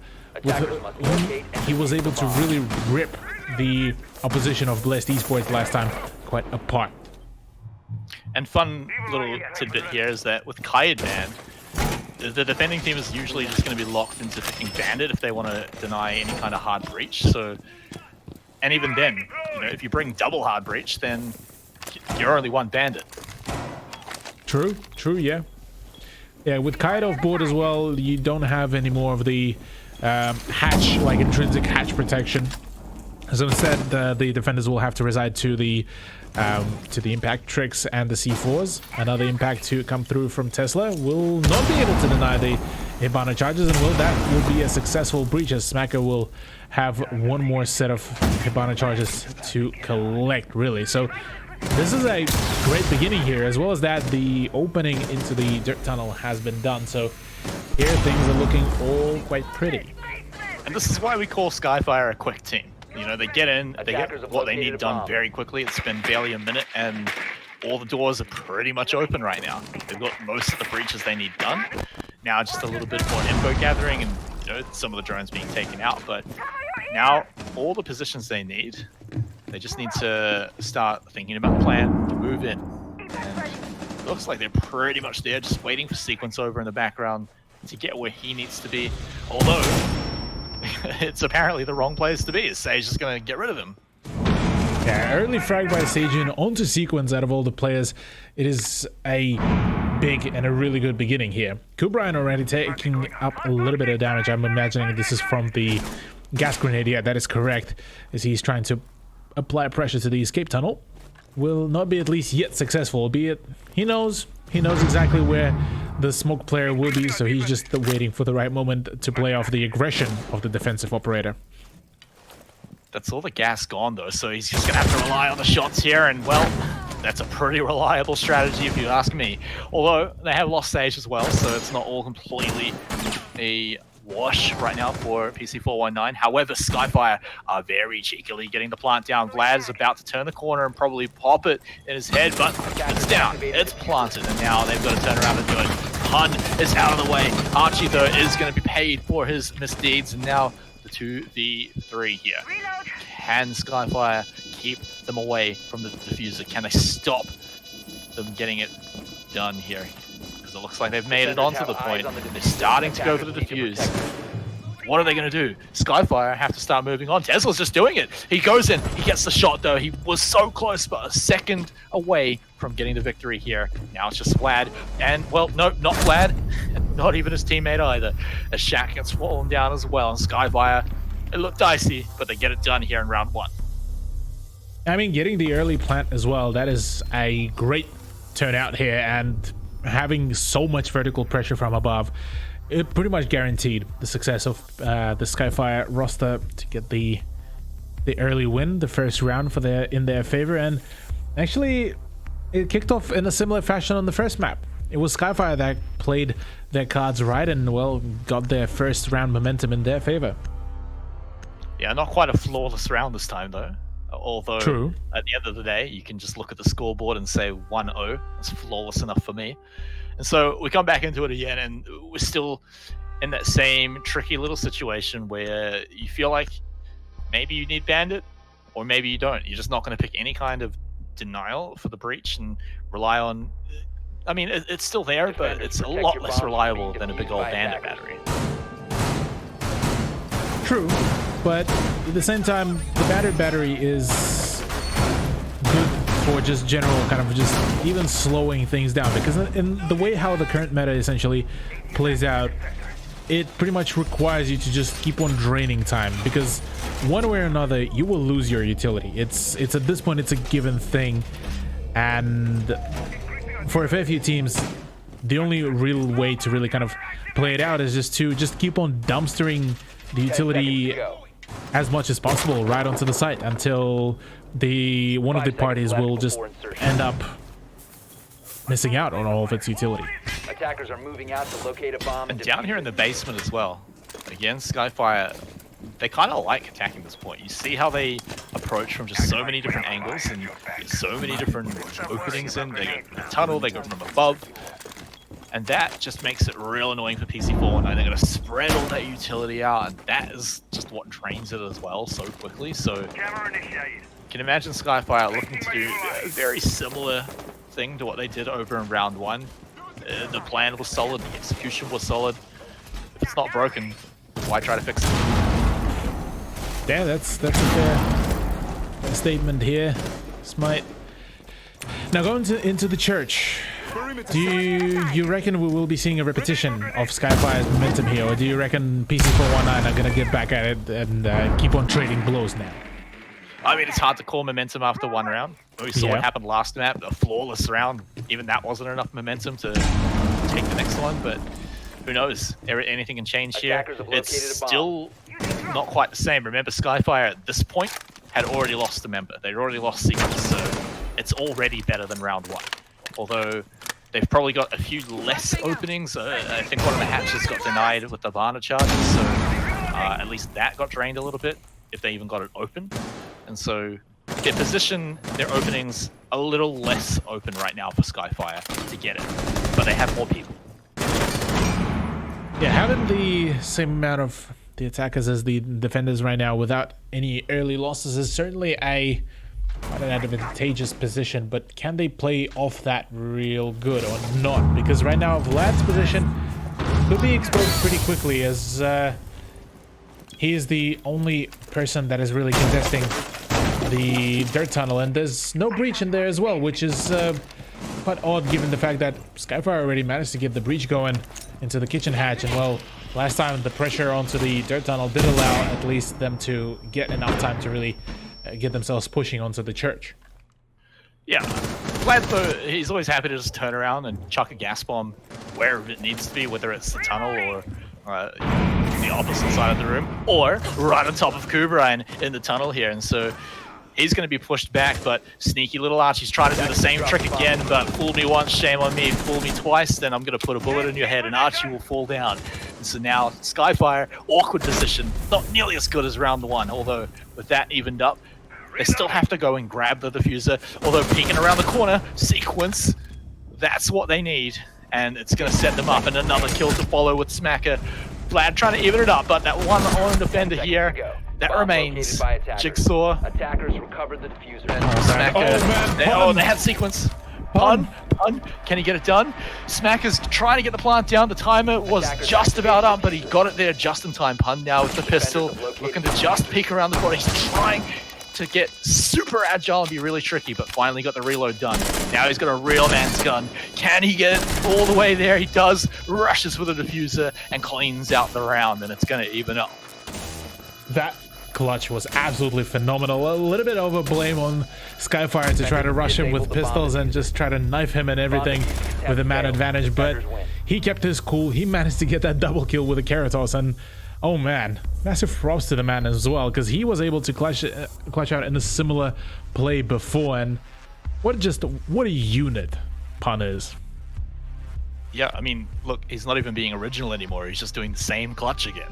He's telling the same story again. But hey, look, if just like I said before, if it gets you that point at the top of the scoreboard, then who cares how it gets done? So managing to be the hero at the end there, I feel like, you know, we're getting a repeat of Mapmon, a repeat of Coastline here, where we're going to go quite back and forth. The team is clearly showing that they're quite evenly matched here. Skyfire, though, again, if they can get the doors open, if they can execute their opening really well, then they usually look like the stronger team to close it out. But that time, the things just went a little wrong. It was one thing here and there, you know, the Havana charge is not going off. someone else getting picked off. Archie actually rushing into the plant really early while Kubrine's getting forced back.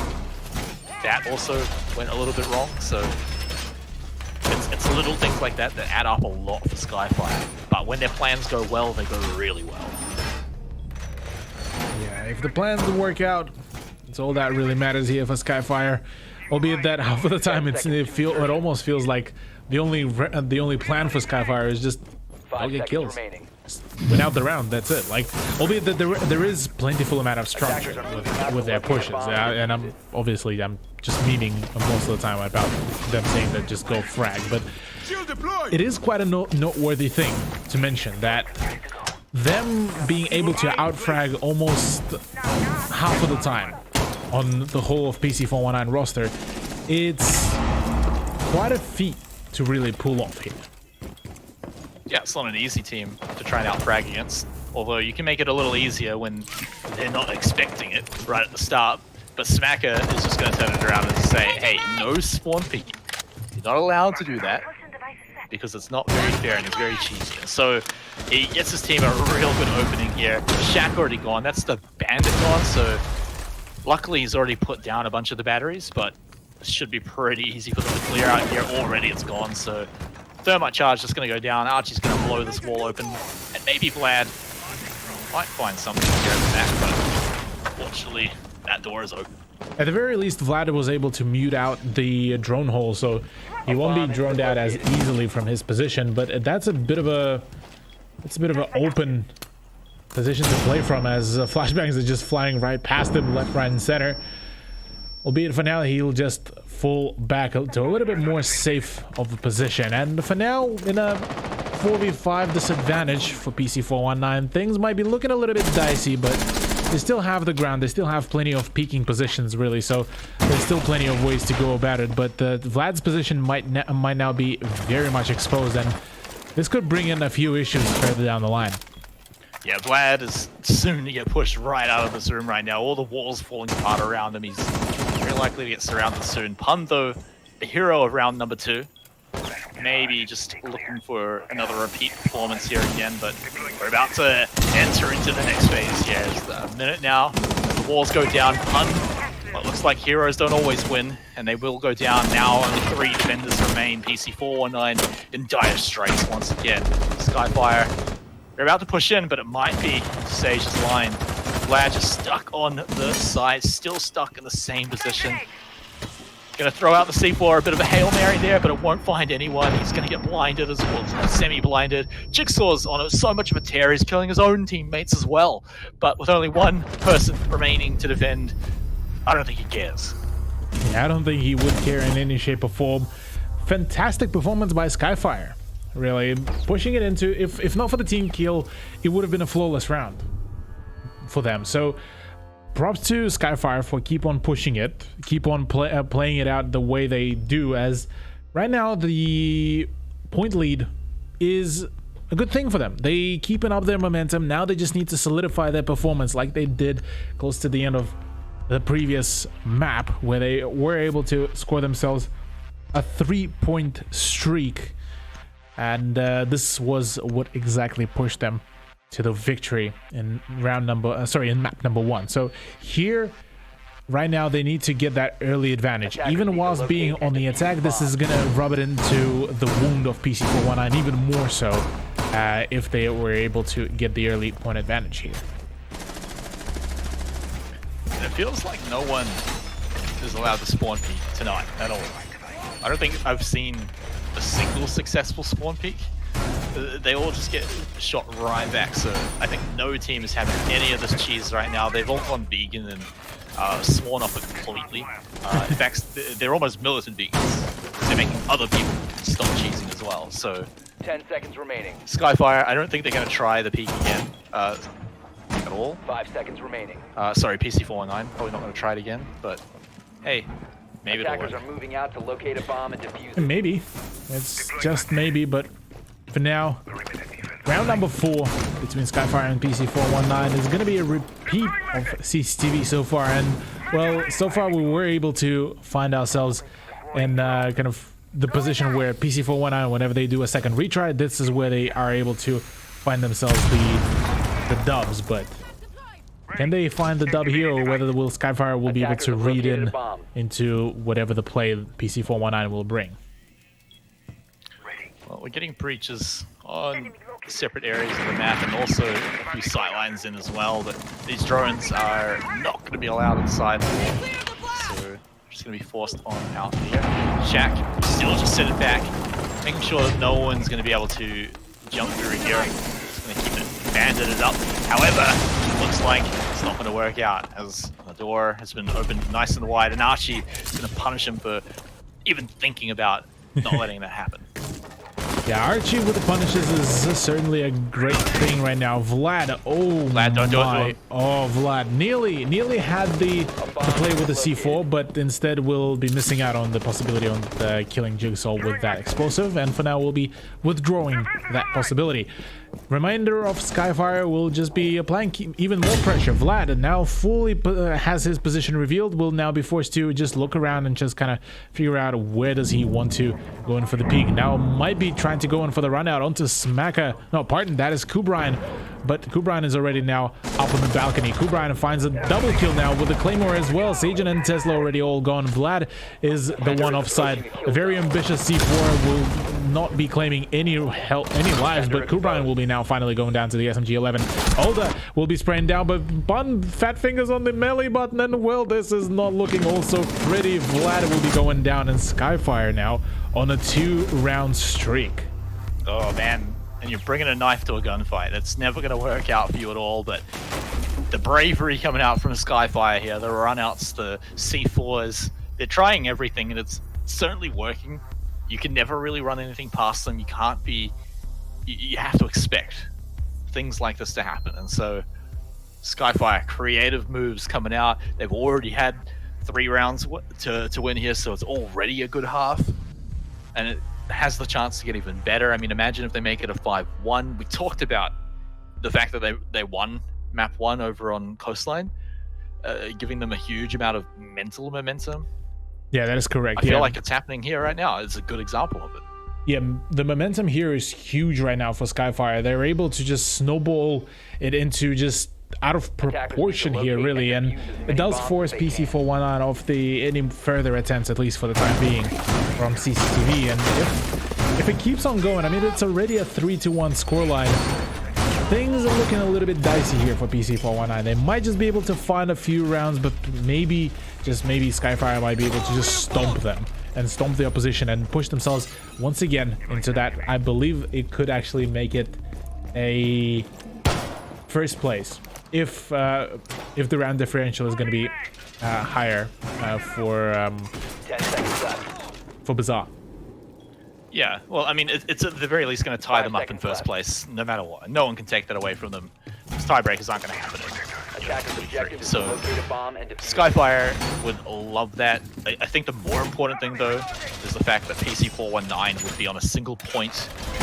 They would have some of the tougher opponents out of the way, but there's still some other really annoying teams to get through, so it really makes it hard for them to make it over into the semifinals here if they do drop this game here. It really sets up an uphill battle for the rest of the league. I mean, we did, funnily enough, prophesize the similar thing for PC419 last season, where we were saying that they could be one of the top teams to come in, and well, they ended up falling through in one of the first loser bracket games on the previous season. So I'm not excluding that maybe PC419 still have that kind of that curse going for them, where they're a powerful team, that's no doubt, but against some of the rather more aggressive, some of the more unpredictable teams and frag heavy teams, they are usually falling through. And well, Skyfire seems to be just that team, and it doesn't help the fact that I do believe that Shaq is just a freshly introduced player into the 419 roster, and well, hasn't really had a whole lot of time to gel well with the squad. But all of that aside, Pun is the one to open the kill feed up here. Yeah, and it's felt pretty good, although we saw it was Pun and Shaq actually get forced pretty far back. They did manage to take out Jigsaw, which is awesome, but now they're basically in the final frontier, and Archie's already opening the door up above them. They've got Smacker pretty low, although hold that thought. But Kubrian, oh my god, is that shotgun just floating? There it is. So it's like a cartoon how he falls there. But fall he does, and only 3 members left of Skyfire. Probably pretty hard for them to get this attack done, but if he can find something here, I don't think he can see him at all, so probably won't find it, but wow, that's pretty rough. Although he does know that they're there, so he's got the ping out. And some of these members for PC49 are alone, so could see some kills for free. Just like that. Just like that indeed. Sequence absolutely being granted those frags left, right, and center. Being able to find some of the more insane pre-fires. That 20-round mag on the ARX is also quite a tough one to deal with, but here the crossfire is just absolutely nuts. PC419 still not out of this yet. Will be able to finally claim yet another round for themselves, and now it is a 2-3 scoreline, but getting pretty close now to a potential draw. Yeah, not all that bad there for PC419. Pretty happy with how that goes, getting the kill into Jigsaw and still holding a decent position as they get forced back, but not really being punished for it after the fact, even with Archie up above in a pretty sick position as well.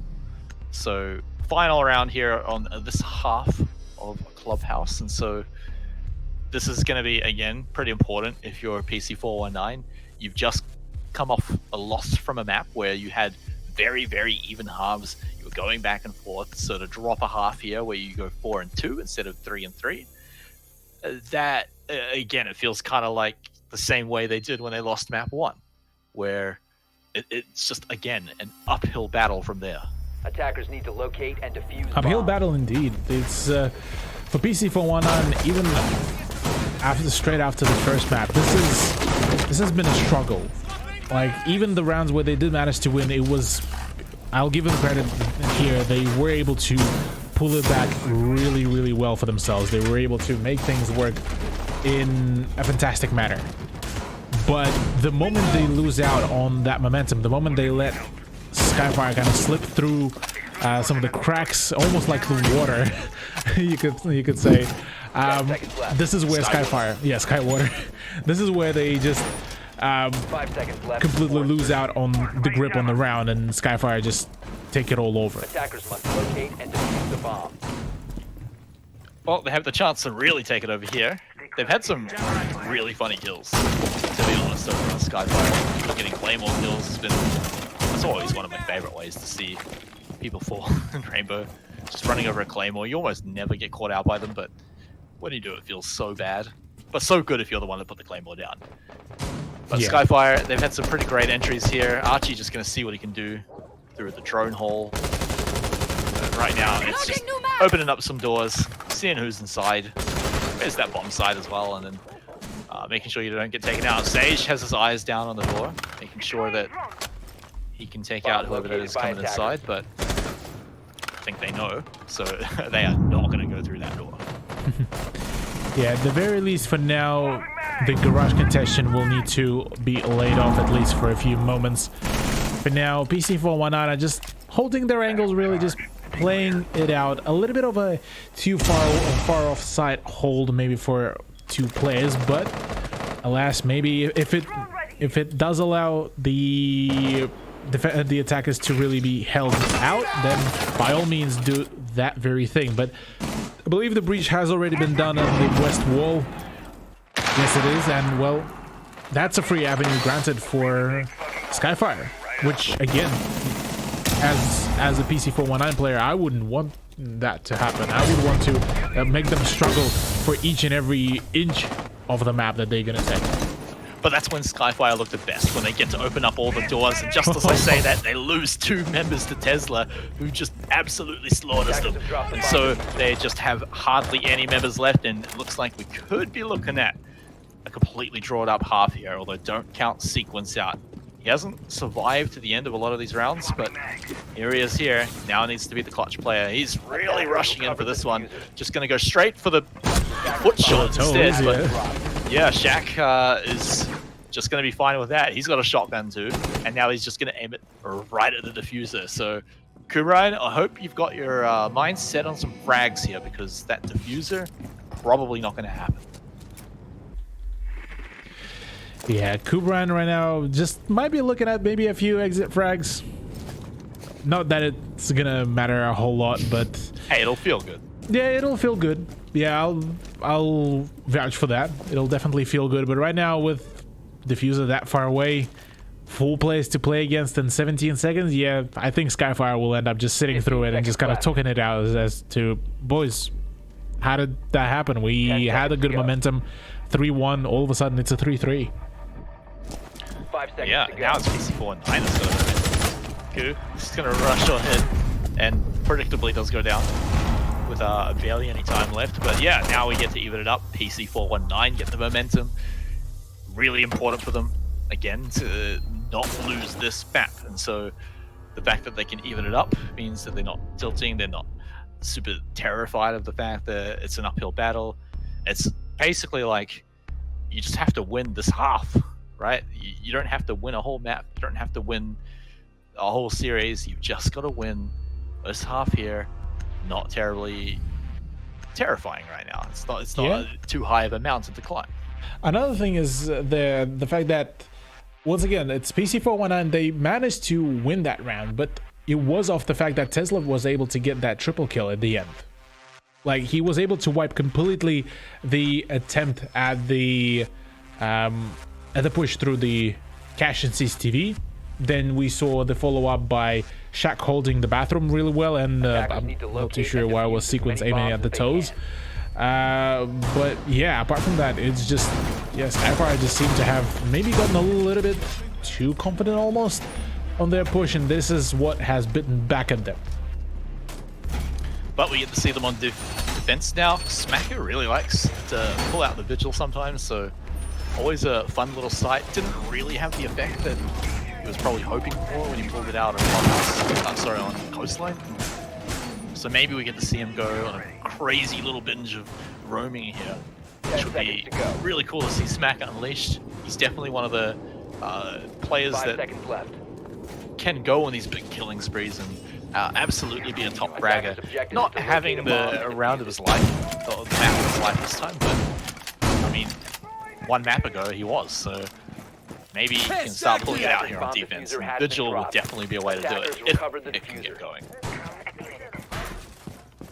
Attackers dropping the Yeah, diffuser. well,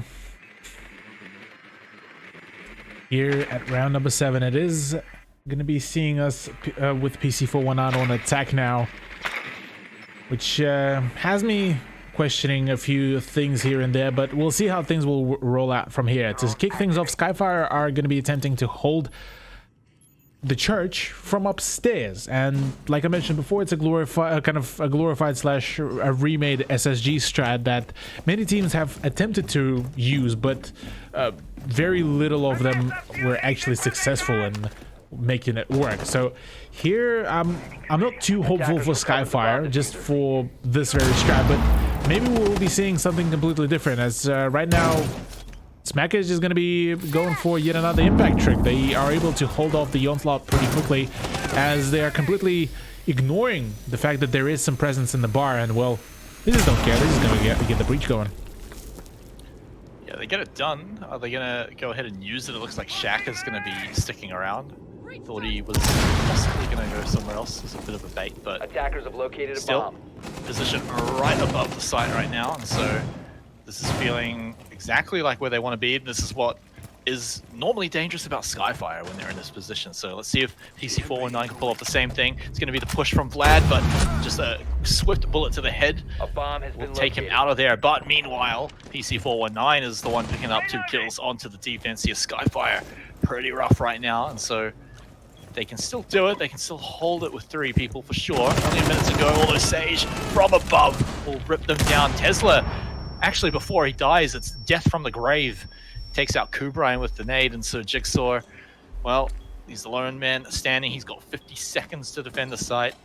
Looks like he's probably going to have to go for the frags here. With a C4, maybe? No, that's not going to happen, unfortunately. And now his position completely compromised. Completely compromised indeed, and this is shaping up to be the comeback that PC419 really needed. Similar thing that had occurred on the previous map, which was Skyfire's streak of 3 rounds to close out map number 1. This time it is PC419 that is making the return. 3 rounds in a row to push themselves into the point advantage. But is it enough to hold off the reign of Skyfire here, or whether this is just kind of just a slight setback that Skyfire will be able to kind of ignore further down the line? Well, the thing is, I think all that tilt and all that pressure that could have been an issue for PC419, we don't have to worry about it anymore, because they've got a good amount of momentum going. They've got 3 rounds in the pocket in a row. They're sitting there saying, all right, boys, we've got this. This is no problem. We can win on defense. We can win on attack. We don't even need to go to overtime. So all of that's gone. It's just a few more rounds right now. It's just like any other game. So Skyfire, I mean, look, their attack is always really fun, and then it feels like they put an immense amount of pressure on whoever they're going against, where it happens to just not let them do whatever they want. Like I said before, it all builds up. But PC419, now that they get to be the ones on attack, it feels like Skyfire is 10 seconds to go. they're almost a bit on a leash right now. They can't unleash all their crazy 5 seconds creativity left. on defense as much as they could on attack. Yeah, Skyfire coming out yet again with yet another iteration, bringing in the castle strats, which I personally absolutely love, as to how they can be utilized. But here they just rather going to be used to kind of just slow down, drain some of the utility, force the attack to start using out some of the breaching charges. And this is exactly what Tesla is here for, because his hammer is going to be absolutely useful here for this very push. But instead he's just gonna go for the backdoor breach and just try to get some action from behind going, see how things may shape up from there, and maybe he might just allow his team to get some early frags further down the line. Yeah, and I really like this entry point as well. He's Bomb spent a located by lot of attackers. time getting the information out of it, just making sure that he can get in there very, very safely. He's denying any more information from the defenders. And meanwhile, this is going on as well. So Skyfire's attention should be very, very spread thin right now, or we're just going to see Tesla just walk on in on Sledge. Attackers have located a bomb. Tesla right now on Sledge, he could make a pretty big turn, but we'll find that out in a little bit later. For now, it is Jigsaw that is awaiting for the push through by PC419 happen. Whereas Vlad is quite aware that there is presence on the rafters, but maybe he's not fully aware that the player is that close to the reinforced wall. It's a little bit of a slowdown here on the side of PC419, as Shaq is just... He's awaiting for the rest of the team to push. Meanwhile, Sajin and Tesla are preparing the full blasted push here through the construction. And this is where things could make a turn for the better for either one of the teams. Well, they are looking at running out of time, so with 1 minute to go, they've got just a little bit to get the last bit of information done, get the last bit of breaching done. So it's about to happen right now into the site. This is going to be pretty rough for Skyfire. They've already lost Jigsaw as well now as Vlad takes him down. So sitting on the site. Sequence, he's been waiting a long time. Just be very, very patient. He may be able to get it paid off, but just not at the right angle. He won't find that. But he may find them come through the door. Gas bomb's coming out, Sequence getting his shots out, only hits a few, has to hit a few more, but it's not going to be enough as Vlad turns around and pops him down, and now PC419 can continue 5v3. Vlad not super healthy, but these gas bombs are running out right now, and so now 16 seconds to go. This is PC419's time to go in. They've got to go in now. Actually, one more gas was ready, and so they have to run through it. But they've got the 5v2. They have all the members, and Vlad's getting the plant down. Hun is already taken out. However, there just aren't enough defenders. PC419 continue the streak. They're due 4 rounds already, and this is starting to look like PC419 finally managed to get their mojo back in, found their inspiration, and found their strength here on Clubhouse. The attack is certainly seeming to be working out quite well for them already. Only 2 rounds away from finding themselves the winner on map number 2 and just scoring, even if not the all 3, at least 1 more point to keep themselves in the middle of the pack. All right, are we going to get back to the smack of Vigil? Are we going to see it unleash? Because I'm really keen. They've been struggling on defense so far, and maybe maybe Smacker's Vigil Special is going to be what they need to bring it back in here. It's pretty hard for them to take on PC419 in their current state right now. They're just on fire. They're on a roll, getting entry frags. They are getting all the breaches they need. A lot of them is not being Attackers need denied. to locate and defuse as All many of bombs as they Skyfire's can. defense is either spread or their attention spread, or they're focusing on one area and people can just slip in from the other side. We saw Tesla do it on Sledge. Imagine he's going to do it again on this game.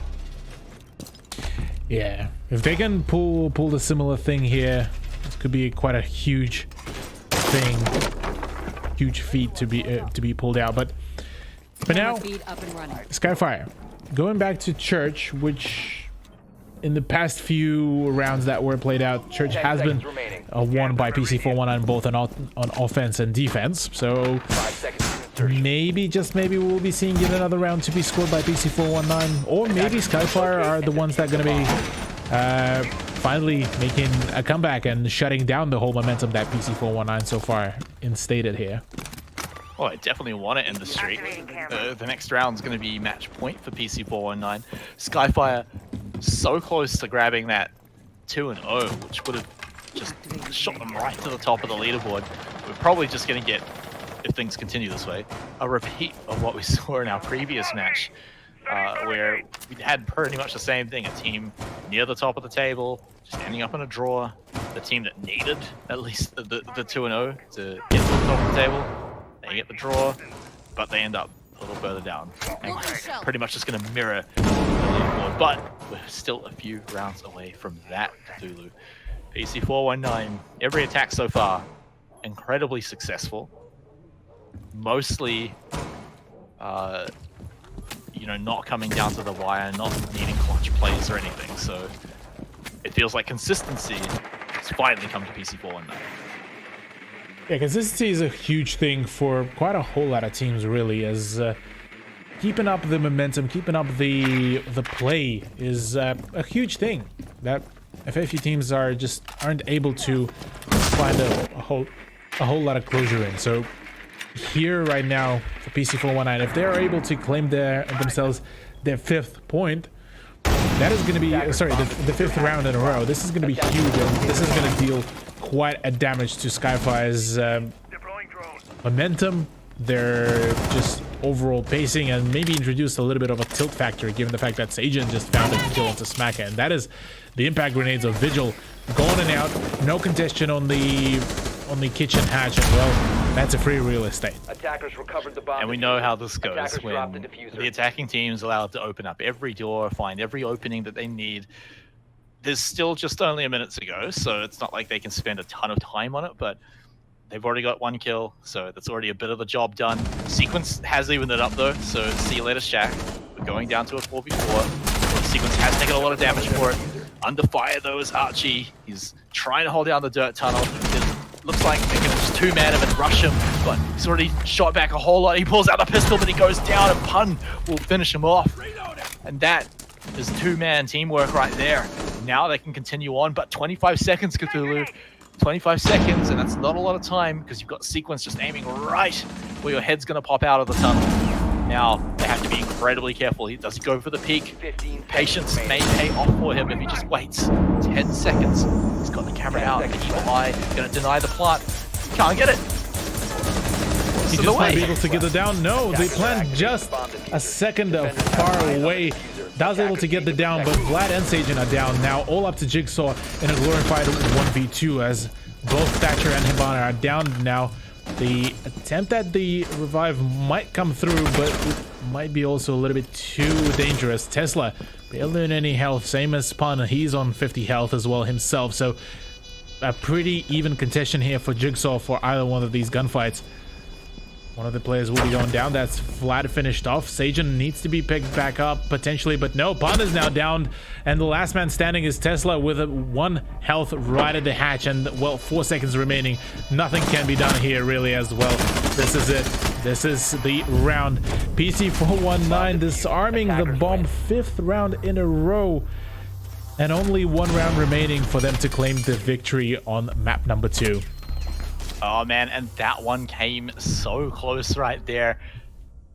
the 1vx play there, the 1v2, I think it ended up being 1v3 at some point. Just incredible play coming out right at the end there, but just not enough. And so now we get PC419 onto that match point. They wished it would have happened on map 1, but look, it's good enough to happen here over on Clubhouse. Just one more round to go. It's just going to be a draw if they can pick it up, but the second map being such an incredible, I'm going to say, stomp for them if they keep this up right now. They've won so many rounds in a row. Their attacks have been flawless in the amount of rounds that they've won. Sure, they haven't all been completely clean, particularly not that last one, but the point is they've got the points. They've got the round wins. So one more to go. They've at least locked in overtime, which is already a great thing. Yeah, overtime locked in for PC419 is going to be a huge thing to really play off.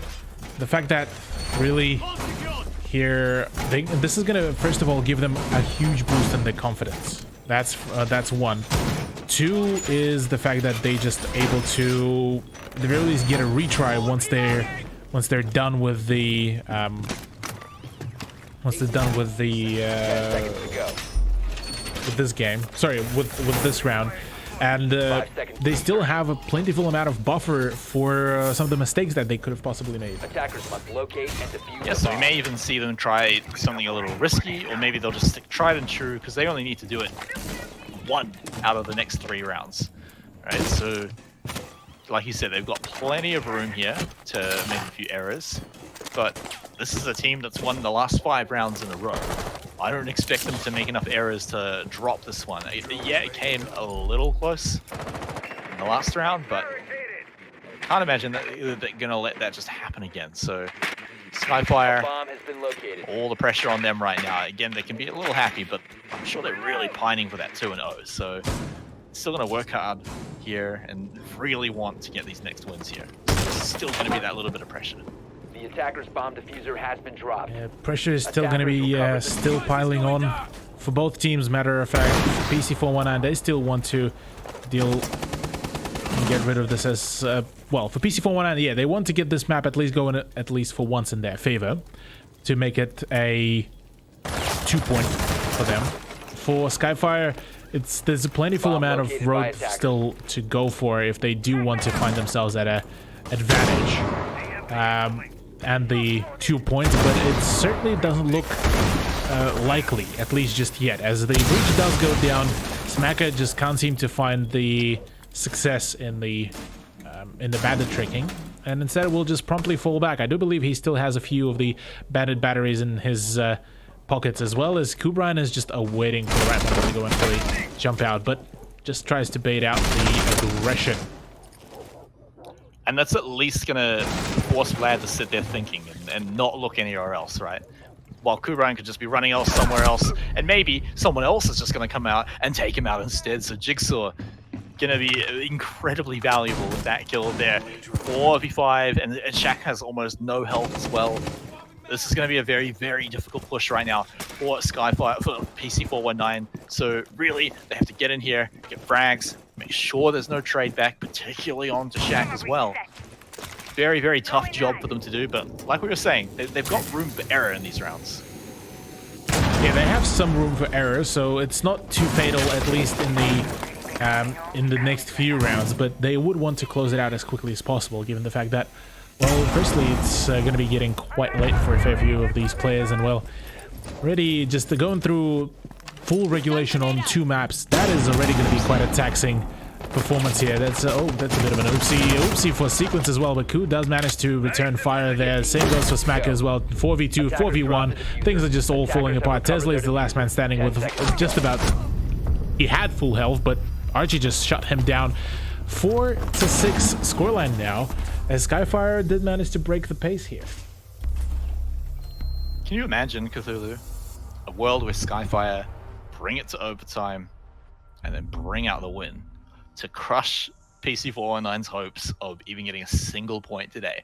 We've already been talking about, yeah, cool, they're on match point here, they're pretty close to winning the map, but they're still only going to get 1 point and only be okay with it.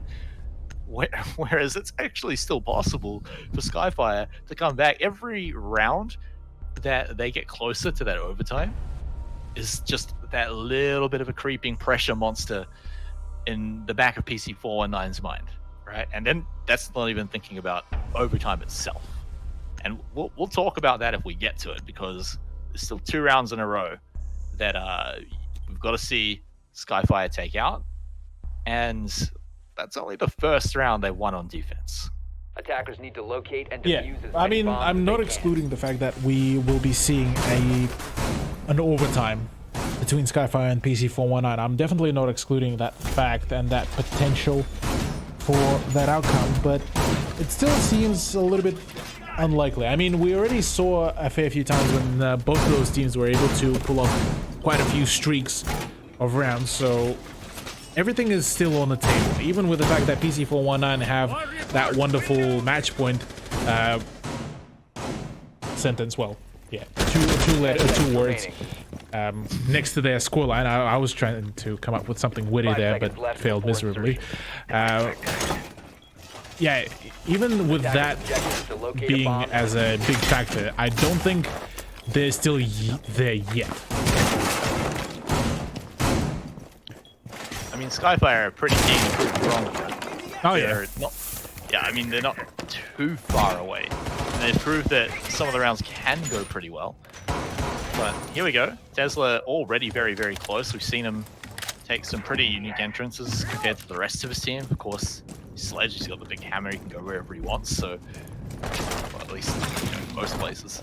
But PC419, very close. They may want to take this one slowly. They usually don't go quite as quickly as Skyfire do on their attacks, but I mean, hey, look, it's been working so far. A lot of time is spent over here at the garage, spending on the chances to just get that breach down, just play the band and trick game. But of course, Smacker, I believe, he's just waiting there, but who's breaching? Not really anyone just yet. Yeah, they are fully aware about the bandit trick and the fact that it's still very much there in full effect. I believe the castle barricade is still there and fully functional. So we'll see how this will work out. Oh no, Shaq. Oh no, Shaq. How does one do that? No, that is unfortunate. As he, instead of using both of his concussion grenades, he uses 2 of his impact grenades. And, well, the castle barricade will be staying there. Maybe a frag grenade from Tesla will be able to remedy that position, but seeming quite highly unlikely. That is going to be pretty rough right now. Skyfire is stoked if they can let that happen. Can we get the bandit trick off? Smacker. Oh, he does. He does. Tesla, nicely done. As that is going to be getting rid of the bandit charge and the bandit himself as well. That is very, very nicely done. Another thermite charge will be coming through, as now all of a sudden the situation is now turned all the way around. Archie now forced to really fend off his position from a very unfortunate positioning, as now he's cornered. Oh, he tries to go through the gas. It's quite obscuring, but not for bullets. And somehow he lives that long, but does eventually go down. And now only 2 defenders remain. PC419 very close, but they've managed to lose 2 of their members. Skyfire may be bringing it back. Kubrian right now, he needs to get these frags. The plant going down. It's just Tesla and Shaq right now. He's looking for all the different angles. He's trying to get the surprises down, but at this point, he's just got to hope that he can get the peaks and the shots a lot quicker, because he doesn't have time to go for the defuse. So Kubrian going to peek around the corner, but they've got their eyes on the window. Does he run out? Does he try and go for the defuse? He's got to go for something because he doesn't have any time in the world. He keeps thinking about going outside. He does for a second, but not long enough. Now he's going for the defuse. Is it a bait, or is he just going in for it? Shaq takes a look in, and so does Tesla. He's going around the corner, and PC419 take him out and take out the round to make it a draw. Sure do. They finally will. Well, for them, they will not be able to lose out on any kind of points, albeit that it's not the 3 points that they probably would have wanted, but it's a 1 point nonetheless for both companies. Skyfire will be seeing themselves propelled further upwards in the ladder. And well, for them, this is a great day. And this actually gives some fun opportunities for Exeter for tomorrow, right? If they can get a 2-0, then they'll be the ones at the very top of the table. They're the only team that can make it all the way to the top of the table, because we've got Skyfire and BIZARR sitting up there for now, but there's still 2 or 4 more teams to play tomorrow night. But what a series coming out. I mean, I thought Skyfire were going to get it all the way done in map 2. They started off on quite a good streak of rounds there, but PC419, never count them out. Never say that they're too far behind or maybe the pressure's too high, because they prove you wrong. And this was a great example of it. Yeah. Well, we do have 2 more interviews coming up just to close this out in just a few moments. First up, we will be having, I believe, Sagen to come on board for this game. Sorry, for this interview. As oh, there he is. There he is. Sagen, how you doing, big man? Good, thanks. How about yourself? Yeah, not too bad. Actually, quite enjoyed the bit of a back and forth game for you and the Skyfire. It was a bit of a straight up gunfight match, to be honest. It was good. I hope it was entertaining. It was quite definitely very entertaining to watch. Now, walk us through what happened on Coastline, because you guys went for a fair few trades before it seemed that the PC419 machine kind of gave in. Yeah. Well, honestly, like, Skyfire are very good with their small bursts of aggression at the right time, and we just got caught out not checking little things a few times. Other times, like, full credit to them. They played very well aggressively on defense, caught us off guard. All right. And so, yeah, this is a question that I actually asked Ferox after their match. So similar thing for you guys. You played Ferox last week. You've now gotten Skyfire out of the way.